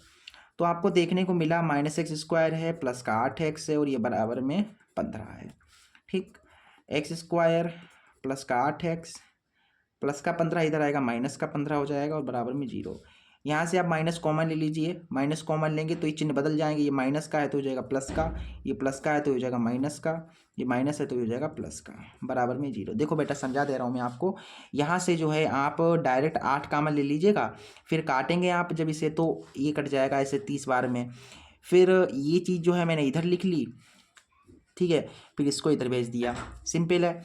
इस तरीके से आपको मैंने करना था, ठीक है। ये आपके पास गुणनखंड एक द्विघात समीकरण बन जाएगी। इस द्विघात समीकरण को गुणनखंड विधि से सॉल्व कर दीजिए, आपको x का मान मिल जाएगा, ठीक है। तो इसे जो है हम गुणनखंड विधि से सॉल्व कर सकते हैं। ऐसी दो संख्या सोची जिनकी गुणा कराएं तो 15 आए, जिन्हें जोड़े घटाएं तो 8 आए, तो आपकी संख्या हो जाएगी 5 और 3। देखिए 5 और 3 की गुणा कराओगे तो 15 मिलेगा, 5 या 15, और 5 और 3 को जोड़ दोगे तो 8 मिल जाएगा। यहाँ से हमें संख्याएं मिल गई हैं। इसके स्थान पर वे लिखिए जो आपने संख्या सोची हैं। आपने 5 और 3 सोचा तो मैंने लिख दिया, प्लस 15 है बराबर में 0 है। यहाँ से बेटा कॉमन तुम्हारा x हो रहा है, x माइनस 5 बचेगा। यहाँ से कॉमन तुम्हारा माइनस का 3 हो रहा है तो x माइनस 5 बचेगा, बराबर में 0। ये कॉमन वाला है तो इसको एक साथ लिख लीजिए, फिर ये 2 बार है इसको एक बार लिख लीजिए, बराबर में 0 है तुम्हारे पास। फिर बेटा देखो यहाँ से ये भी बराबर 0 के है, ये भी 0 के बराबर है, तो एक एक को डालते हैं 0 के बराबर। जब हम x माइनस 3 को 0 के बराबर लेंगे तो हमें x बराबर 3 मिलेगा, ठीक है। और जब आप x माइनस 5 को 0 के बराबर डालोगे तो आपको x बराबर मिल जाएगा 5। मतलब x के दो मान हैं, 3 और 5 है, ठीक है, 3 और 5 है। चलिए x का मान मिल गया तो मतलब x क्या है, x पहली संख्या है तो पहली संख्या 3 मिल गई मुझे, 3 भी हो सकती है 5 भी हो सकती है। अच्छा x का मान मिल गया तो इस x के मान को समीकरण फर्स्ट में रख दो, y का मान मिल जाएगा, ठीक है। समीकरण फर्स्ट तुम्हारे पास है x प्लस वाई बराबर 8। तो ऐसे करते हैं कि x बराबर 3 समीकरण फर्स्ट में आप रखोगे बेटा, तो यहाँ पर रखोगे जब आप x के स्थान पर 3 तो y का मान मिल जाएगा मुझे। देखो x प्लस वाई बराबर 8 हमें दिया गया है, ठीक है, x के स्थान पर हमें 3 रखना है, तो y बराबर हमारे पास आ जाएगा 8 माइनस 3, y बराबर आ जाएगा 5, ठीक। अच्छा हमने x बराबर 3 रखा तो y बराबर मुझे 5 मिल गया। अब हम क्या करते हैं, x बराबर जो है 5 रखते हैं भैया, पहले 3 रख लिया, 5 भी रख करके देख लेते हैं। x बराबर 5 समीकरण फर्स्ट में रखूँगा मैं। फर्स्ट तुम्हारे पास है x के स्थान पर 5 रखना है, तो यहाँ से तुम्हें मिल जाएगा 8 माइनस 5, 8 में से 5 गया 3। यानी कि हमने देखा जब हमारी पहली संख्या अगर 3 है, ठीक है, तो दूसरी संख्या तुम्हारी क्या हो जाएगी, 5 हो जाएगी। अगर पहली संख्या आप 5 मानेंगे तो दूसरी संख्या तुम्हारी 3 हो जाएगी, ठीक है। 5 और 3 या 3 या 5, इस तरीके से जो है आपका आंसर आ जाएगा, ठीक है। इस तरीके से इस क्वेश्चन को हमें करना था और आराम से ये क्वेश्चन हो गया, ठीक है। अगला क्वेश्चन कह रहा है कि 2 क्रमागत धनात्मक पूर्णांक ज्ञात कीजिए जिनके वर्गों का योग 365 है। 2 क्रमागत धनात्मक पूर्णांक, अच्छा क्रमागत बोला गया है, धनात्मक पूर्णांक। अच्छा 2 क्रमागत धनात्मक पूर्णांक हमें ज्ञात करने हैं। अथवा वाला क्वेश्चन है 25वें का अथवा वाला। तो यहाँ पर हम मान लेते हैं कि माना पहला क्रमागत धनात्मक पूर्णांक, पहले क्रमागत धनात्मक पूर्णांक को मैं x मान लेता हूँ तथा दूसरे क्रमागत धनात्मक पूर्णांक दूसरा क्रमागत धनात्मक पूर्णांक। देखिए अगर पहला x है तो दूसरा कैसे मिलेगा, ठीक है। जैसे पहला 3 है, पहला नंबर 3 है तो 4 आपको कब मिलेगा, जब 3 में 1 जोड़ोगे तभी तो 4 मिलेगा, ठीक है। और उससे अगला कैसे मिलेगा, मतलब 1 जोड़ने पर आपको अगला पद मिलेगा। जैसे मैंने यहाँ कह दिया 8, 8 के बाद 9 कब मिलेगा, 8 में 1 जोड़ोगे तो 9 मिलेगा। यानी अगर पहला x है तो दूसरा आपको 1 जोड़ने पर मिल जाएगा। पहला अगर x है तो दूसरा तुम्हारा क्या होगा, x प्लस 1 होगा। कहा गया है कि जिनके वर्गों का योग, देखिए 2 क्रमागत धनात्मक पूर्णांक ज्ञात कीजिए जिनके वर्गों का योग 365 है। मतलब इसका और इसका वर्ग करना है फिर इसका योग करना है तो आपको 365 मिल जाएगा, ठीक है। तो अकॉर्डिंग टू द क्वेश्चन यहाँ पर है जो x है और तुम्हारे पास x प्लस 1 है, इनका करना है पहले आपको वर्ग करना है, मतलब स्क्वायर करना है, फिर इनका योग करना है, तो तब जा करके आपको 365 मिलेगा। देखिए इसे सॉल्व कीजिए, आपको जो है आंसर आपका मिल जाएगा। जो भी आपको आंसर चाहिए आराम से मिल जाएगा। देखिए x का स्क्वायर करेंगे एक्स स्क्वायर आ जाएगा, यहाँ से हो जाएगा a प्लस वी का होल स्क्वायर, क्या होता है a स्क्वायर, a के स्थान पर x है, plus B square plus 2ab, ठीक है, छोटा सा सोल्यूशन है, आपको तो ये आना चाहिए। ठीक है, एक्स स्क्वायर और एक्स स्क्वायर ये हो जाएगा आपका 2x² और ये प्लस का 2x है, बराबर में तुम्हारे पास 365 है, प्लस का 1 इधर लाएंगे तो ये माइनस का 1 हो जाएगा। यहाँ से आप जो है 2 कॉमन ले लीजिए तो बचेगा x² प्लस का x बराबर 365 से 1 गया 364 बचा, ये कट रहा है तुम्हारा, 2 1 कम 2, 2 8 16, 2 दूना 4, यानी अब आपको यहाँ से मिल जाएगा x² प्लस का x बराबर में 182। इसको आप ऐसे लिख सकते हो x² प्लस का x 182 इधर आएगा तो हो जाएगा माइनस का 182 बराबर में 0। ये मिल गया। अब इनका गुणनखंड कर लीजिए, x का मान मिल जाएगा हमें। तो ऐसी तो संख्या सोचनी है जिनकी गुणा कराएं 182 आए, जिन्हें जोड़े घटाएं तो 1 आए, तो आपकी संख्या हो जाएंगी 13 और 14।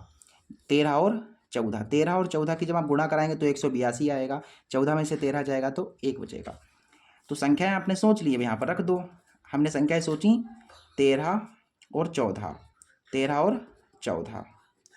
ठीक है, देखिए हमें प्लस का 1 चाहिए तो यहाँ पर जो है ये प्लस का होना पड़ेगा और इसको जो है माइनस का होना पड़ेगा, तभी आ पाएगा। और ये माइनस का 182 है और बराबर में 0 है। यहाँ से तुम्हारे पास कॉमन हो रहा है बेटा x माइनस 13, यहाँ से कॉमन हो रहा है प्लस का 14। ठीक है, x माइनस 13 बचेगा बराबर में 0। ठीक, कॉमन वाले को एक साथ लिखना है आपको, और ये x माइनस 13 2 बार है तो इसको एक बार लिख लेना है बराबर में 0। पहले इसको 0 के बराबर डालते हैं, फिर उस वाले को डालेंगे। गुणनखंड जैसे मैंने आपको बताया है वैसे ही आपको करना है। गुणनखंड करने में कोई प्रॉब्लम किसी भी बच्चे को नहीं होनी चाहिए। अगर आपको गुणनखंड करना नहीं आता है कमेंट कीजिए, मैं आपको सिखा दूंगा। ठीक है, पहले हम इसको 0 के बराबर डालेंगे, फिर बाद में इसको हम 0 के बराबर डालेंगे। तो यहाँ अगर हम x प्लस 14 को 0 के बराबर डालते हैं तो हमें मिलेगा x बराबर माइनस का 14। अब हम क्या करते हैं, x माइनस 13 जो है इसको डालते हैं 0 के बराबर, तो x बराबर हमें मिल गया 13। देखिए ये माइनस का ही नहीं ऋणात्मक है, तो धनात्मक हमसे बोला है तो ऋणात्मक तो हो ही नहीं सकता। धनात्मक ये है तो हमारा हो जाएगा पहला धनात्मक पूर्णांक है वो क्या है, 13 है। अगर पहला 13 है तो दूसरा क्या होगा, 14 होगा भाई, है कि नहीं। तो ऐसे करके ले दो कि अतः पहला क्रमागत धनात्मक पूर्णांक क्या होगा बताओ फटाफट, 13, तथा दूसरा क्रमागत धनात्मक पूर्णांक 13 में 1 जोड़ दोगे जब आप, तो आपको मिल जाएगा यहाँ से 14, यानी 13 का मान 14 हमारा हो जाएगा आंसर। ठीक है, इस तरीके से जो है आपको ये क्वेश्चन करना था। बहुत आसान क्वेश्चन था, 6 मार्क्स क्वेश्चन था, आराम से बन गया। और उम्मीद करता हूँ आपको जो है मैंने 2024 के जो सेट 7 थे, 2024 के जितने 7 सेट थे ना आपको मैंने सभी के सभी कंप्लीट करा दिए हैं और अच्छे से आपको सब कुछ समझ में आया होगा। 2024 के हमने सेट करा दिए हैं, तो आगे से हम जो है 2023 के सेट स्टार्ट कर देंगे। ठीक है, चलिए मिलते हैं अगले वीडियो में, तब तक के लिए नमस्ते।